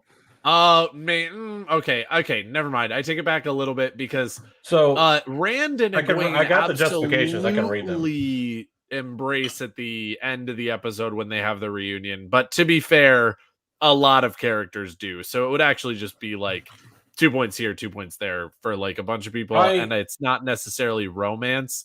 Even though I would say Egwene and Rand absolutely. I would classify it like looking at the way the others embrace versus how Rand and Moraine. Yeah. Or not Miranda Moraine, Rand and Egwene embrace. I would consider it as like more romantic, but then I also think that their relationship is fully broken off already. Sure, so. I don't disagree with that point, but I also think that I will be arguing the fucking point with the commissioner when he gets back in. Because you and I deserve some more points, Andrew. Because fuck this guy. Fuck this fucking guy. So Rand loses 2 points because of the interaction with Lan, and that is why Lan gains 2 points in combat. That's why that happens. Now let's go to the absolute bullshit luckiest guy. Gains 61 fucking points. So, Moraine gets 2 points in combat for immobilizing Matt. Yes. Another 2 for winning the fight with Matt. I don't think those should be 2 separate points. I don't think they are. I mean, it's just 2 points. So one is channeling. I think one is channeling points. Oh, okay, that's fair. Yeah, it's magic. That's it's a magic legit. point for immobilizing. Well, she also does like disarm the knife and take the corruption out of him. Yeah, so that one's that's why I'm getting there. Let me finish explaining the points. Yeah. She gets 2 magic points for healing Matt. She gets 2 points for opening the secret passage. 2 magic points. She gets 2 romantic points for flirting with Suan. 5 romance points for kissing Suan, 10 romance points for hooking up with Suan. Hey, we don't see that on screen.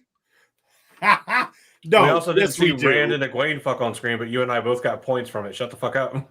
Did we?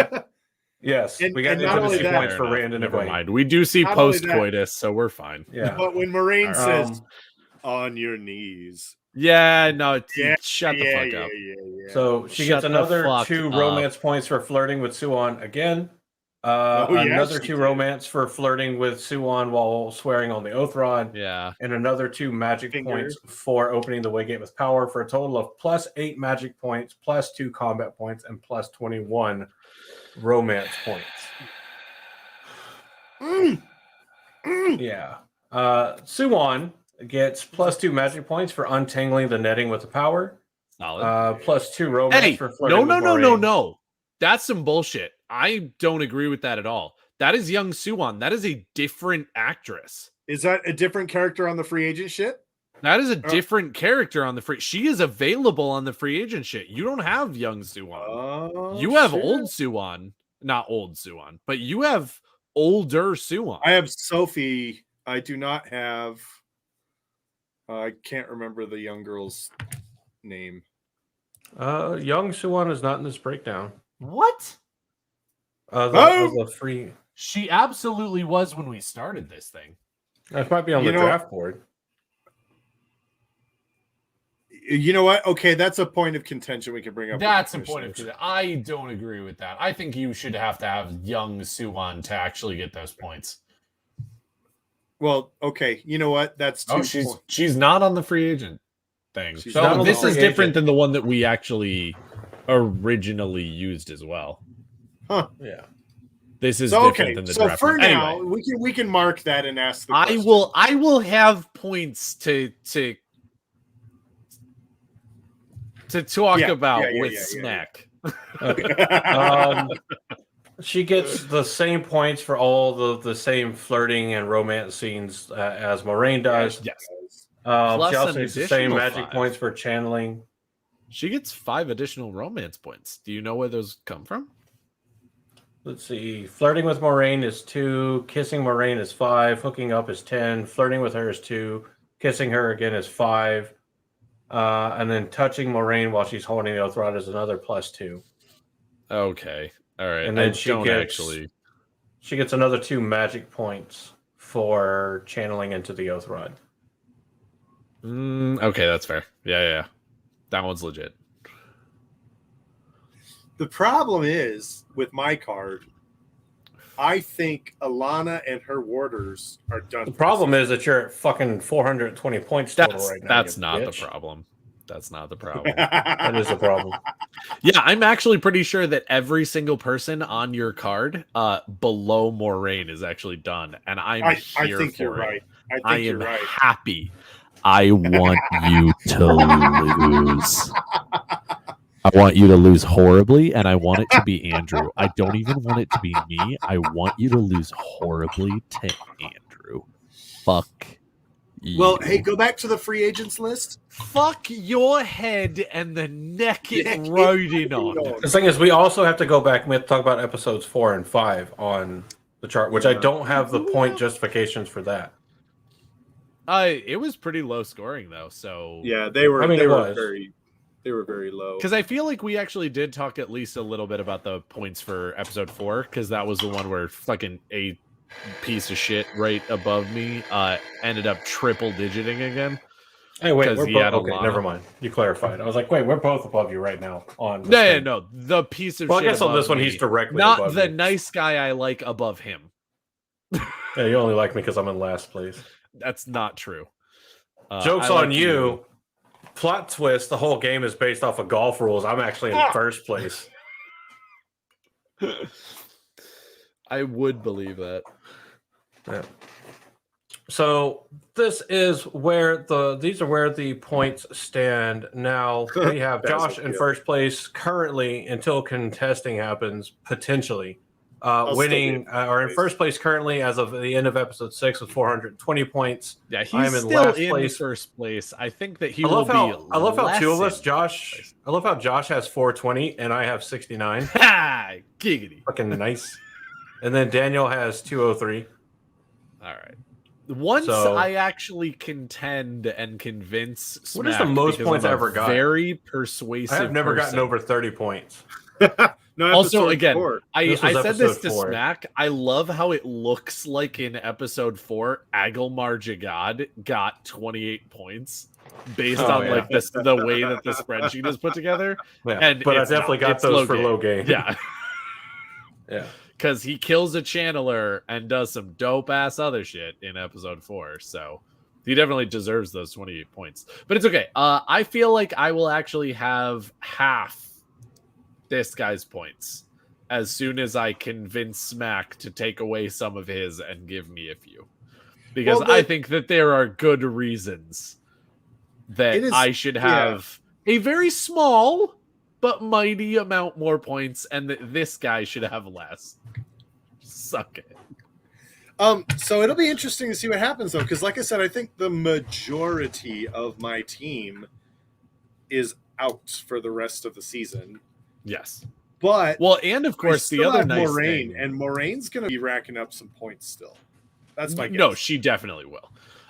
It's also interesting because, of course, this guy gets to choose team next, and he also knows that he's going to be missing a handful of people for the season, and so he'll be able to pick up the free agents that you might want, and so you might be fucked. And by you might be fucked, I mean you're already in first place and you can get fucked, but.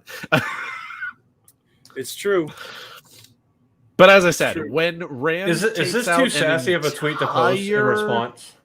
I need to ask this group- question real quick. before I just click reply anyway. Which one? What'd you get? Fitting subreddit. You sound just like a white cloak. Valda would be proud.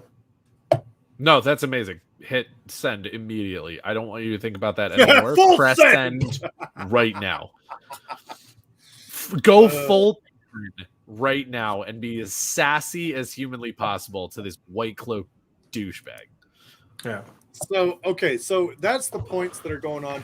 Like I said, guys, if you want to follow along, if you want to just check and see, if you want to show your friends what's going on with that, because you're a nerd like we are, go ahead and hit WoT Fantasy League, the hashtag WoT Fantasy League.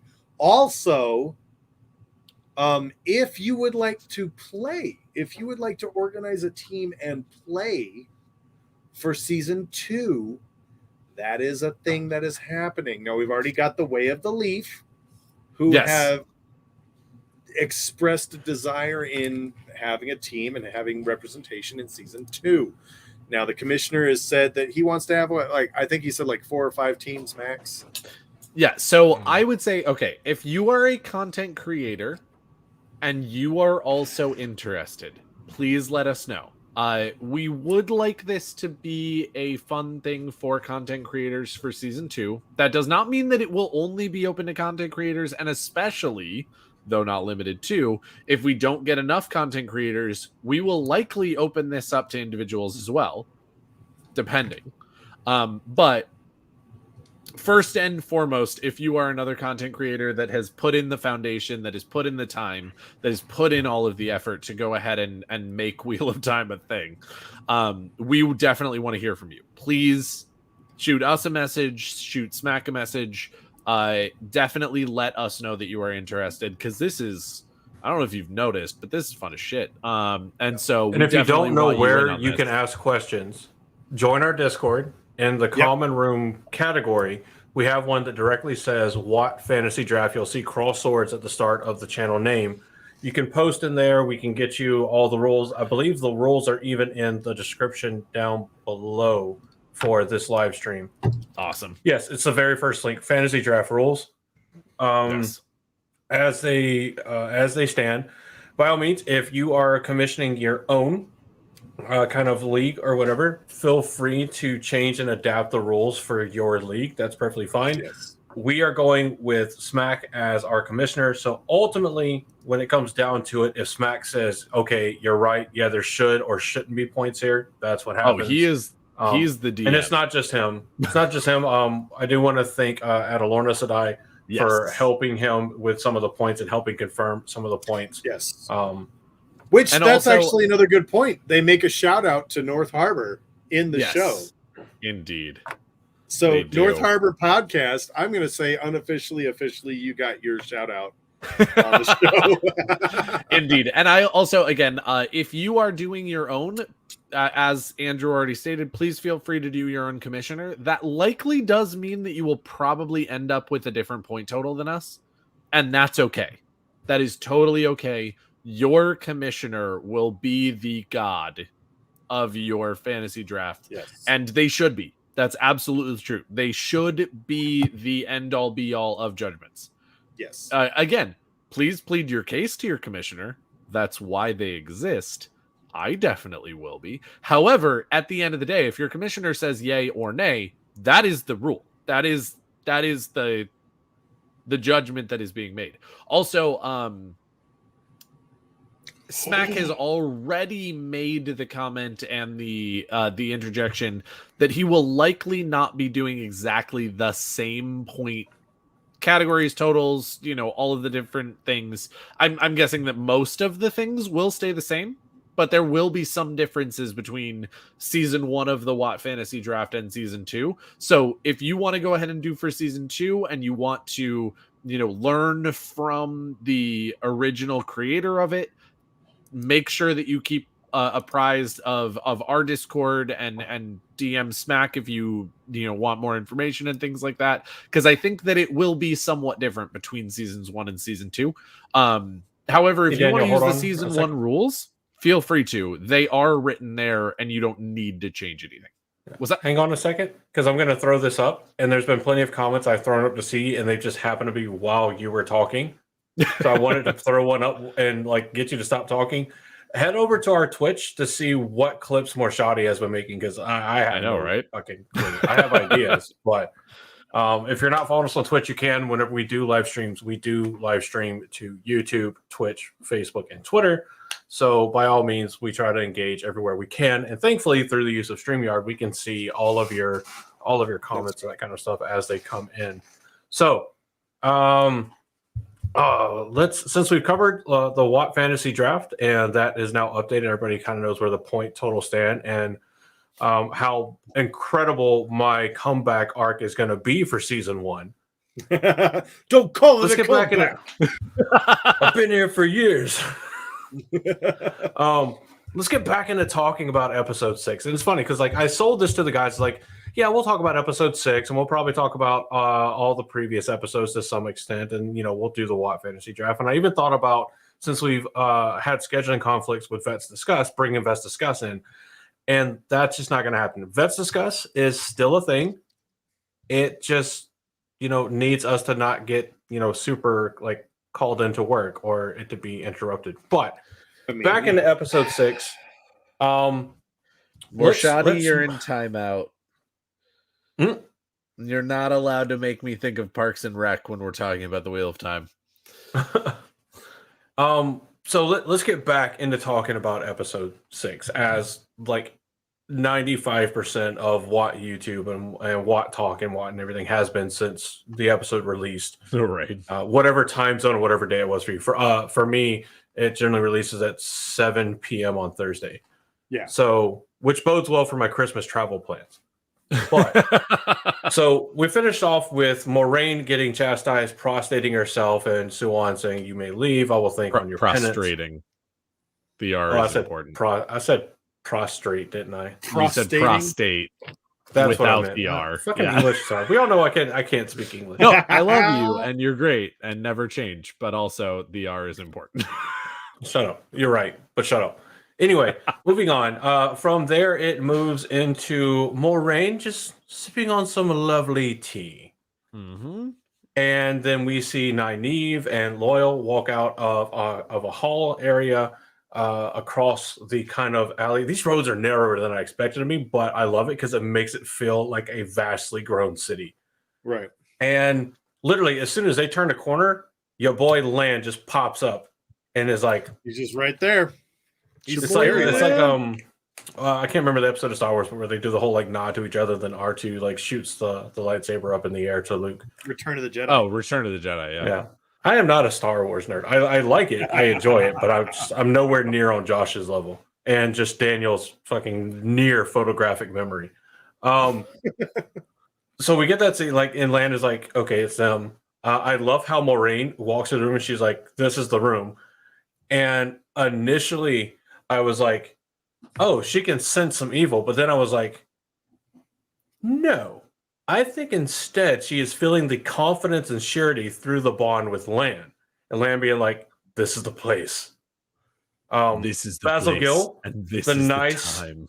The nicely figured, a figure that I very much resonate with, Innkeeper, that tells you that they're trustworthy.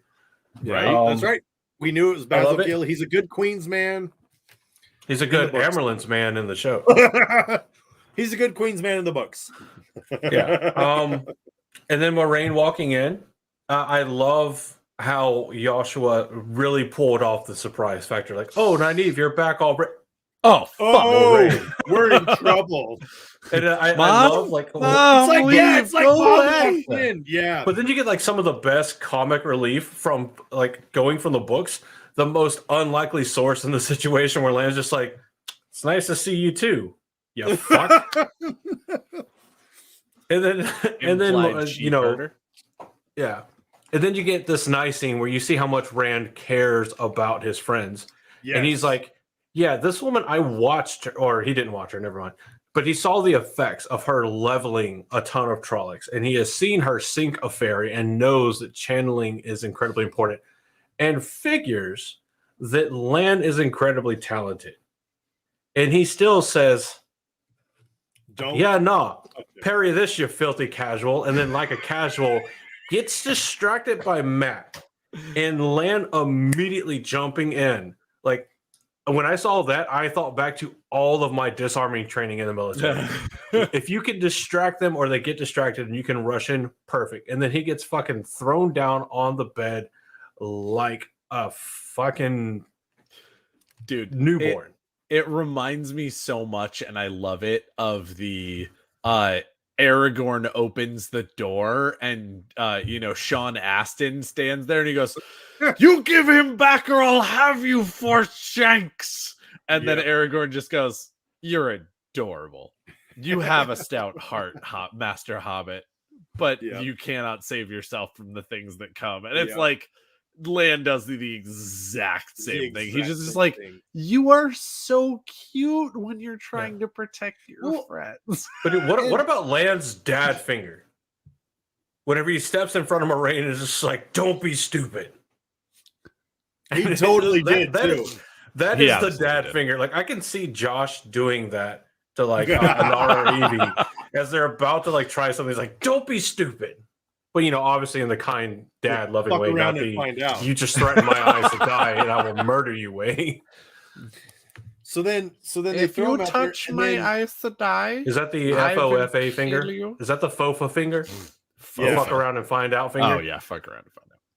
You mean the and Rand fucked around and he got a light version of finding out. But he found out.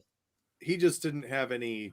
Like I'm pretty sure if it wasn't somebody, the Marine was like, "Yeah, we kind of want to protect him," then like he probably would have just like died. Because the one thing I will say about that is that again, book readers know, though TV show readers don't necessarily know. Lan is from the Borderlands, and he is actually very respected by, and also very much respects, the Aiel. And so in so many ways, I feel like he still would have taken down Rand that way and like just whispered in his ear, like, "You're my guy Shane now, bitch." Like Morshadi, I agree with you. You're absolutely right. That's why I said probably figures that Lan is talented. Yeah. Correct. So then Moraine comes over to Matt and she's like, "I'm here to do my thing." And Matt pulls out a dagger and is like, "I'm going to cut you, bitch. Don't touch me." And Moraine's like, "Oh, that's cute." Whoosh. And instantly goes, "Oh." And I love the gif that we shared. Stupid boy. You took this from Shadar Logoth, you stupid boy. And I love the gif that Amazon gave us that we shared on our Twitter, on our watch party. Oh, yeah. And it's literally just her mouthing that. She's just looking at it with disgust, and you can see it in her face. Just like it literally mouths, "You stupid boy." Well, and okay, this is one of the scenes that I absolutely love, both because again, readers will know that it's important later on. I won't say anything more. A lot better than her just being like, "Oh, you took the dagger, you silly goose." "Forgive me, Father, for I have sinned. Punish me, Daddy. I've been so naughty." No, but I love that again. So this scene is so interesting to me because it's visually shot so fascinatingly that Moraine is so worldly and also knows what she's doing so hard that the only thing protecting her from the corruption of Shadar Logoth is not opening her mouth while she does this. Because what happens is she pulls the corruption out of Matt and it travels along her arm and the weaves that she's doing to her mouth, sits there for the entire length of time that she uses to pull it out of Matt, and then she sends it into the dagger and she just keeps her mouth closed the whole time. It's discipline and strength that keeps her protected from the dagger. And of course, on one hand, you're like, I've seen enough hentai to know where this is going. Right. And on Did one you hand, notice the you're like, dagger what vibrating kind as of if bullshit? resisting being held? Oh yeah, no, 100%. And on one hand, you're like, what kind of bullshit is this? That if Matt had just picked up the dagger but had just kept his mouth shut the whole fucking time, he would have been fine. Like, but at the same time, you know that that's not it. It's just a cool but weird but awesome representation of the whole thing that's going on, and I loved the representation of her separating Matt from the dagger. I thought that was great. Not only that, but then seeing him recover and I would highlight this comment if it didn't include spoiler. Come back to I wouldn't even highlight it even if it didn't contain a spoiler. Fuck that. I love you. You're great. It's an awesome comment, but also so they bonk, go to horny jail. And so this is where, I mean, she does when it's of the light. Oh, hey-o. I'm sorry. I'm done. I'm gonna go home now. Really? So at this point in time, Moraine's already convinced the Amerlin seat that she needs to be exiled. Correct. Because Megan, the blue sitter, probably the head of the Blue Aja, maybe, we don't know. Brian, you're good. Well, it depends who actually is who has the most warders in the Blue Aja, because that's probably the one who's the head. I don't know. I'm not gonna dignify that with a response. So we're going to. That's the Greens. No. I was gonna say Alana is clearly the head of the Green Aja. Megan wants. I mean, we all know a certain Green Aja sister that we know from the books that we haven't seen yet in the show has the Gluck 9000. Yes, plus edition. No, she has the bring you back to Earth, the keep you from killing yourself 9000, which we all know as human beings is probably the Gluck 10,000. Yeah. So Megan basically tells Moraine, far above I love you 3000. You're staying in the tower. We want you in the tower. We need you in the tower. I'm glad you got all that traveling out of your system because you stay in here. Moraine's like, oh shit, I can't do that. You're going nowhere. Cool, thanks. I got you for 3 whole decades. 3 whole decades. Megan actually makes a reference. Megan actually makes a reference. Sister. Book readers recognized, and I won't go into it right here because I don't want to spoil anything, but Megan says that she's going to go to the West Coast basically and investigate why ships are disappearing. Moraine then goes to she gets a signal from a yellow sister that she needs to go to a place. They go there. Perrin has been healed, but he's mentally scarred. Egwene is like, yeah, I ganked the rings from those white cloak bitches. You're good. She gives the rings back to Moraine. And we get probably one of the greatest scenes, I think, in this story, which was Lan bringing Nynaeve into the hall and Egwene and Nynaeve finally being reunited. That was just such a beautiful scene. Reunited and it feels so good. They got to hug. Lanfear in the chat is asking who snitched on Terran Ferry. I love that Moraine's comment was, your spy network has improved. Like, come on. I mean, but we know who snitched. We know.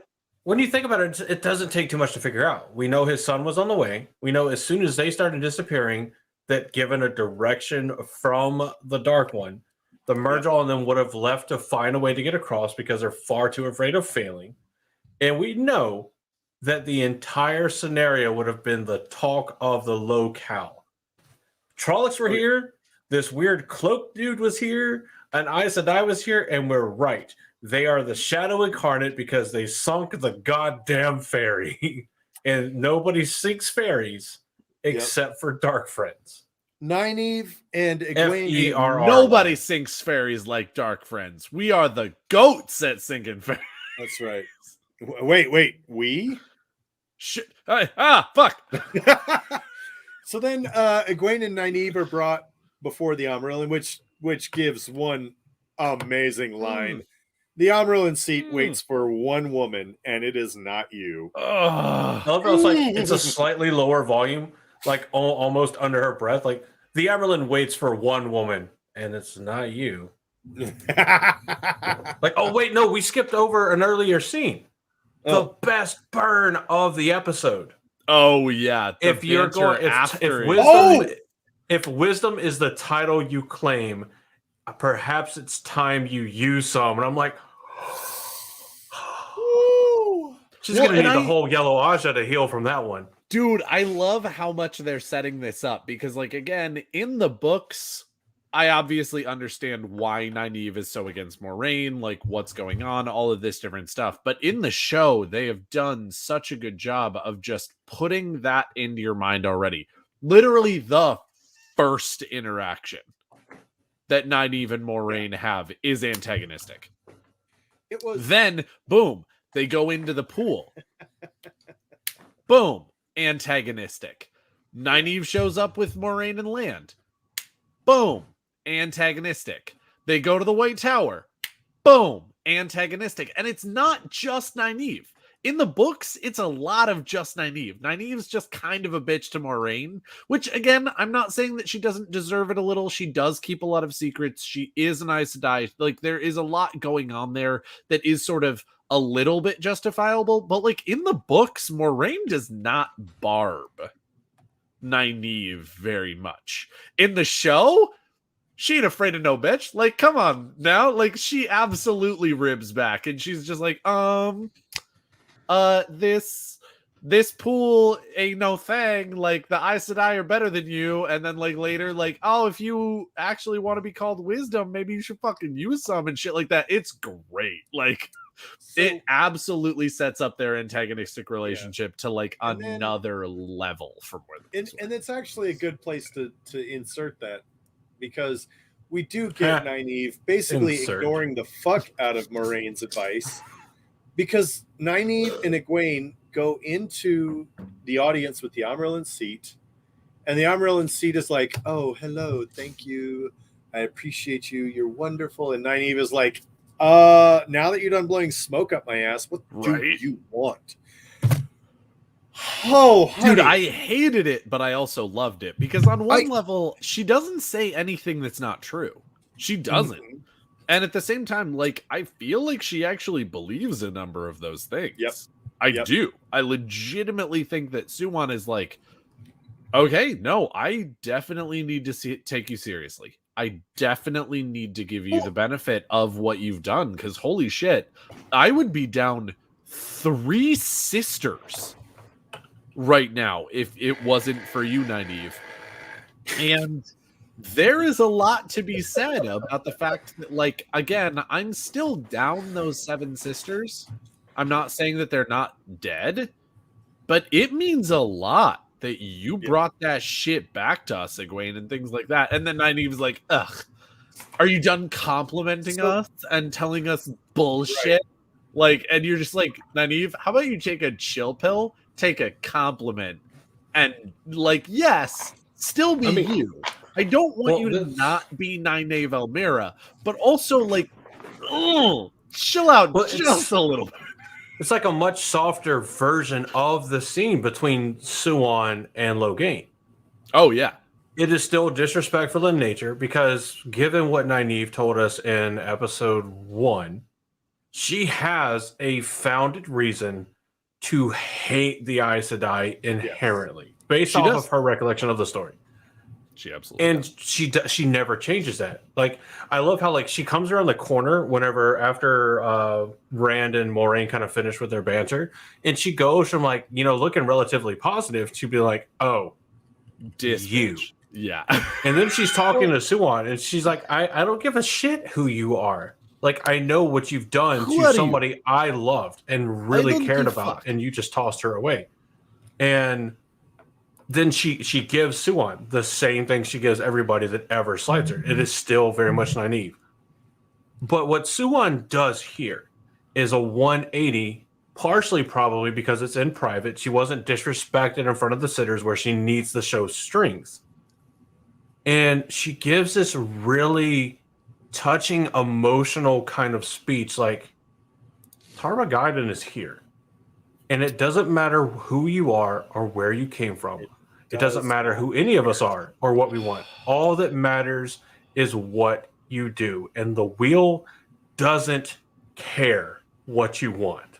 And I'm like, honestly, the look that she gives to Moraine when she's like, it doesn't care who you love, it doesn't care where you're from, it doesn't care about anything like that.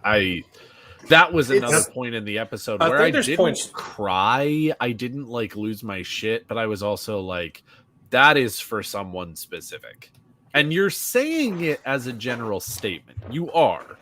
And it is true about everyone, but fuck, could you just like maybe stop stabbing me in the chest like for like a second? Could you just not?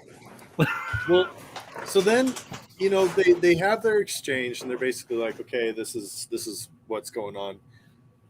They go to the hall and we have the most heartbreaking wedding ceremony in the history of wedding ceremonies. All right, I'm gonna cry if we talk about this again. So I am actually gonna bounce.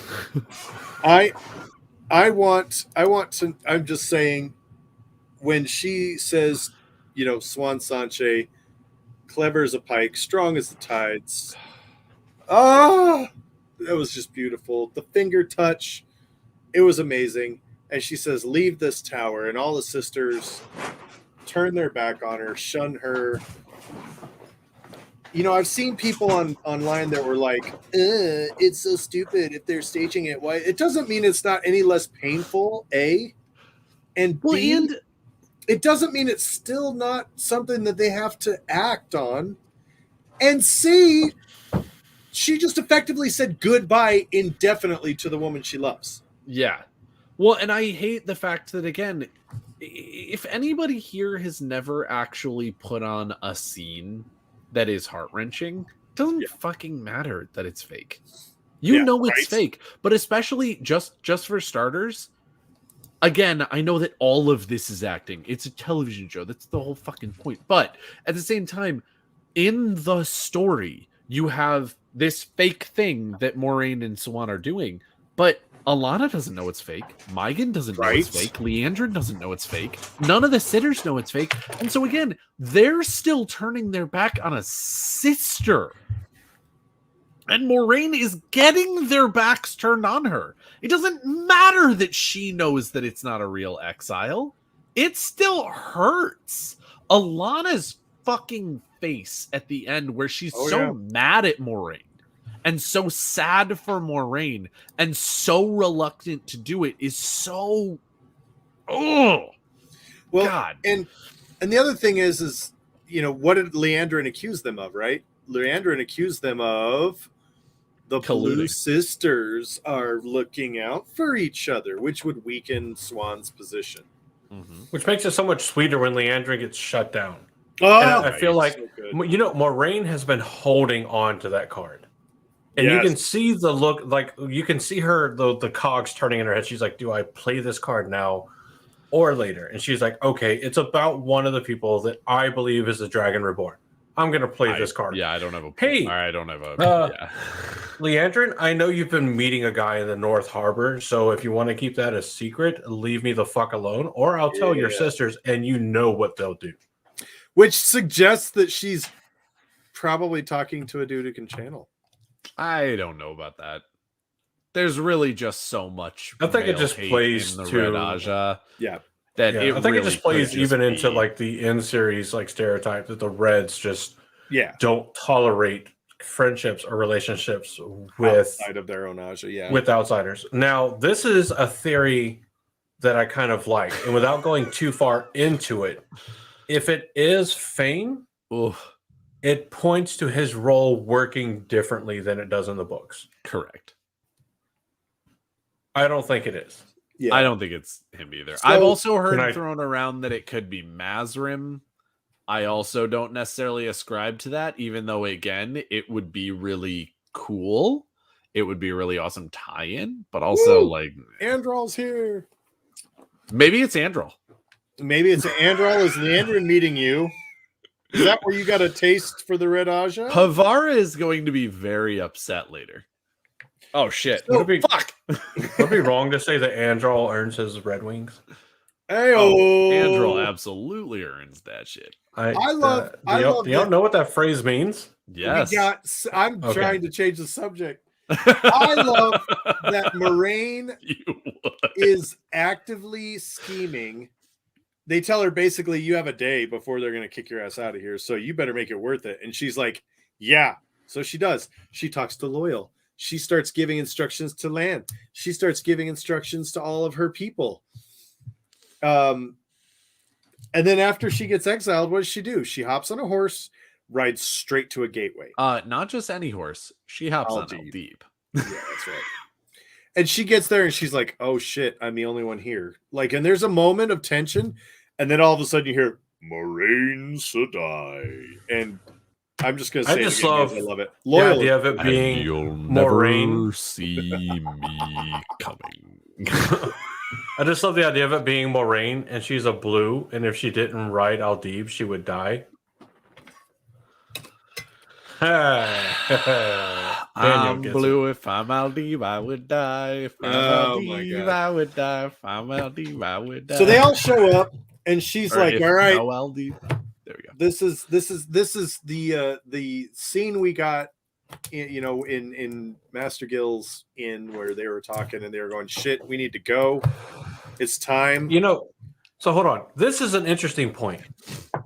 The Loyal scene with the map. Oh, that's right. Yeah. That was one. Was it one of the stills or one of the? I think it was a still that we got. It was one of our It's a images, yeah. skill, yeah.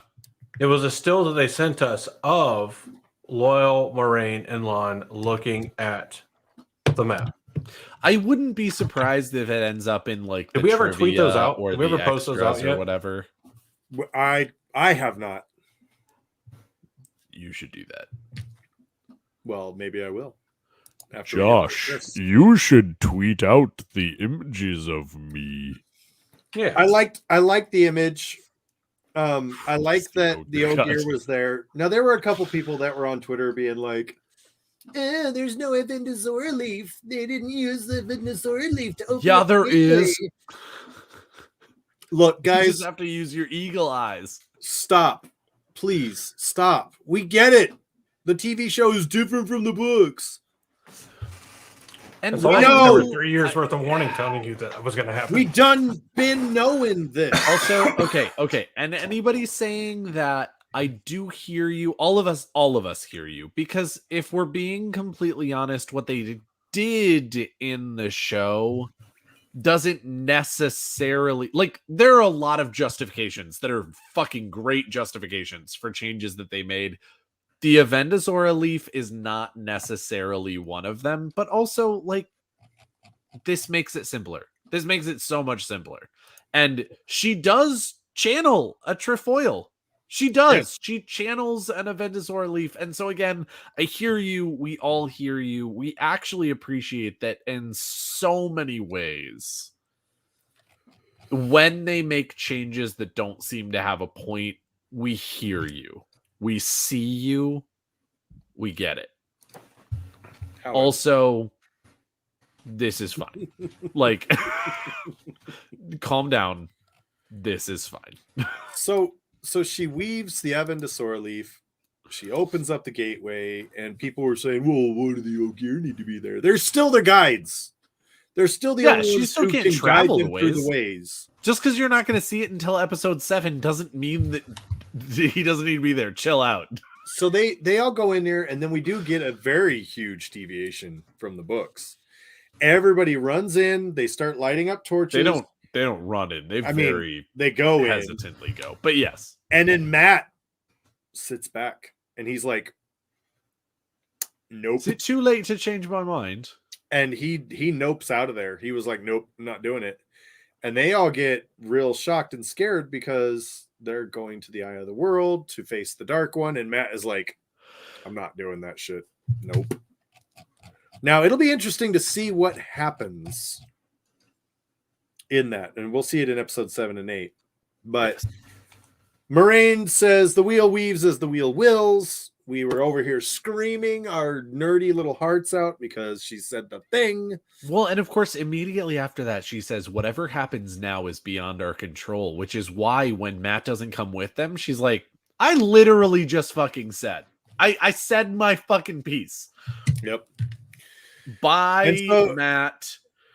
And then we smashed. Sorry, not sorry. Like, and that's the episode 6. And I gotta say, I love it. I really do. 6 may actually be my second favorite episode so far.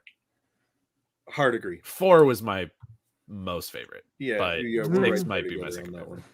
I still love 6 a lot, but I think 5 is still probably my favorite so far. Oh shit, nice. So to everybody out there, thank you so much for tuning in. Thank you so much for watching. Thanks for participating in our Twitter party because good Lord, that was a lot of fun. I just on my kind of 2 cents here, on my final thoughts here, I want to wrap up by saying, look, we know there are changes. We know it is different from the books, but there are 2 things that you need to understand. Please. 1, these changes are necessary to translate a book story to a television story. Okay? They are necessary to tell a story in a way that is able to be translated into a television medium. Or at the very least, they are well thought out and strongly poured over. Necessary, I would not necessarily say, but strongly poured over, and the spirit is there. Number 2, none of these changes are made with any sort of political or woke agenda. Stop. Please. Or any malicious intent. Nobody is shitting on Robert Jordan's memory or legacy. Nobody is actively destroying or sacrificing the integrity of the story for their own personal gain. Go away. Harriet is working on the books. Maria I would say don't go away. Yeah. Go spend 15 to 30 minutes researching how any written medium gets translated into a show or movie medium. I mean, I was one of the people that bitched about the fact that, like, in Harry Potter and Sorcerer's Stone, he goes through thousands of wands. Yeah. But in the movie, he goes through what, 3? Sure. Which is something like that one I'm more so bitch about because they could have easily cut from the black, they could have faded the black and come back into the shop and shown boxes everywhere to show that he's like a little bit of a time skip where he's gone through a bunch of stuff. But still, the thing is, like, just do some research in what it takes to do this and recognize the fact that Rafe and Sarah and team, as much as they love the hardcore fans, the book fans, and they do. Really crazy thing about Amazon is not everybody that's on Amazon Prime is a diehard Wheel of Time book fan. You take that back. It's almost like it's a TV show for production that needs to appeal to book fans and people that have never even heard about the Wheel of Time before. Oh, and it's almost like Sarah and Rafe and the other members of the team intentionally include callbacks to the books to show us, hey, we haven't forgotten the books. We have to change things. Exactly. Oh, such weird. So just know those 2 things, guys. They are actually well thought out and well planned. And when you watch these episodes and it's different from the books, you're getting a new story. The adventure is there. The mystery is there. That's why we have a fantasy league. If the fantasy league was based on something that was recreated, if we did a book fantasy league, that would be the stupidest fantasy league ever, because we would all know how it ended. No, fantasy football is the stupidest fantasy ever. Well, I'm just kidding. That's because Wheel of Time Book Fantasy League doesn't exist. No. So please be patient. Please have a little bit of faith. Watch the show or don't. Go back. WoT is keep reading patient. the WoT books. is It's kind. fine. So we are happy to be here for you. We're happy to break this stuff down. We're happy you guys tuned in. Thank you for tuning in. Thank you for being here. We were super happy and excited to host a watch party for Amazon. Amazon, Tweeter of Chaos, thank you so much. It was an absolute pleasure. You guys are the best. And we sincerely hope and look forward to working with you guys again in the future. But now something else before we completely sign off here. That's my final thoughts. Oh, okay. The thanks were all included in final thoughts. I thought we were getting ready to sign off. Not yet. So something until else after you to give be your aware of. Again, a good reminder: the WoT Holiday live stream does indeed start tomorrow, based off of Eastern time. It starts at 7:30 p.m. Eastern on December the 11th. 24-hour live stream for the Lightweaver Foundation on the Malkier Talks YouTube channel. So go over there. The links are already there. The live streams are already scheduled. You can find all 3 live stream links there to enjoy it. Now, as far as something else that is coming up that is going to be incredibly amazing, WotCon, a convention dedicated fully to the Wheel of Time by fans for fans. It's going to be incredible. Admission tickets are available now. The hotel room block is open. Go and grab your hotel rooms, your tickets for admission. Go ahead and secure your flights, all this kind of stuff. Go and secure it now at wotcon.com. And just to drive it home, look at how dope this trailer for it is.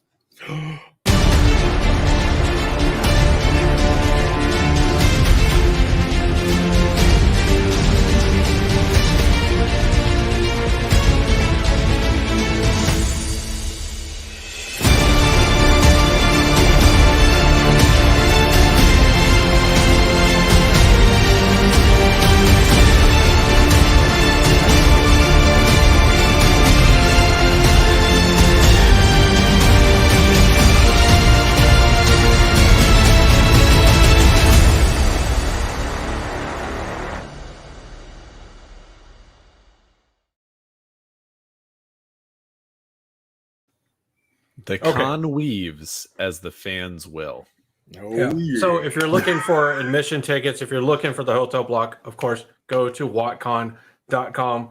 The GoFundMe is still there. If you still want to help out with funds and help donate to make the con even bigger and better, you are definitely more than welcome to do so.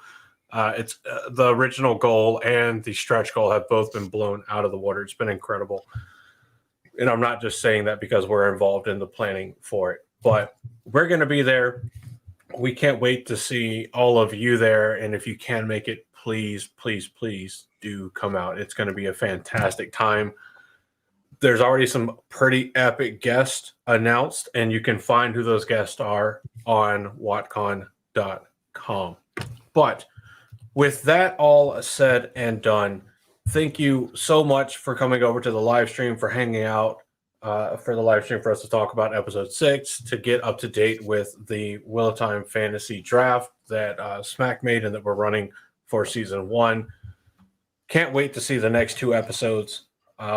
Keep an eye out on Twitter. If they're not out as I'm saying this, they will shortly be out. All of the GIFs and all of the still images that Amazon sent us for episode 6, to include the still from the deleted scene of Loyal, Moraine, and Lan looking at what appears to be a map. We know it's a map. We know.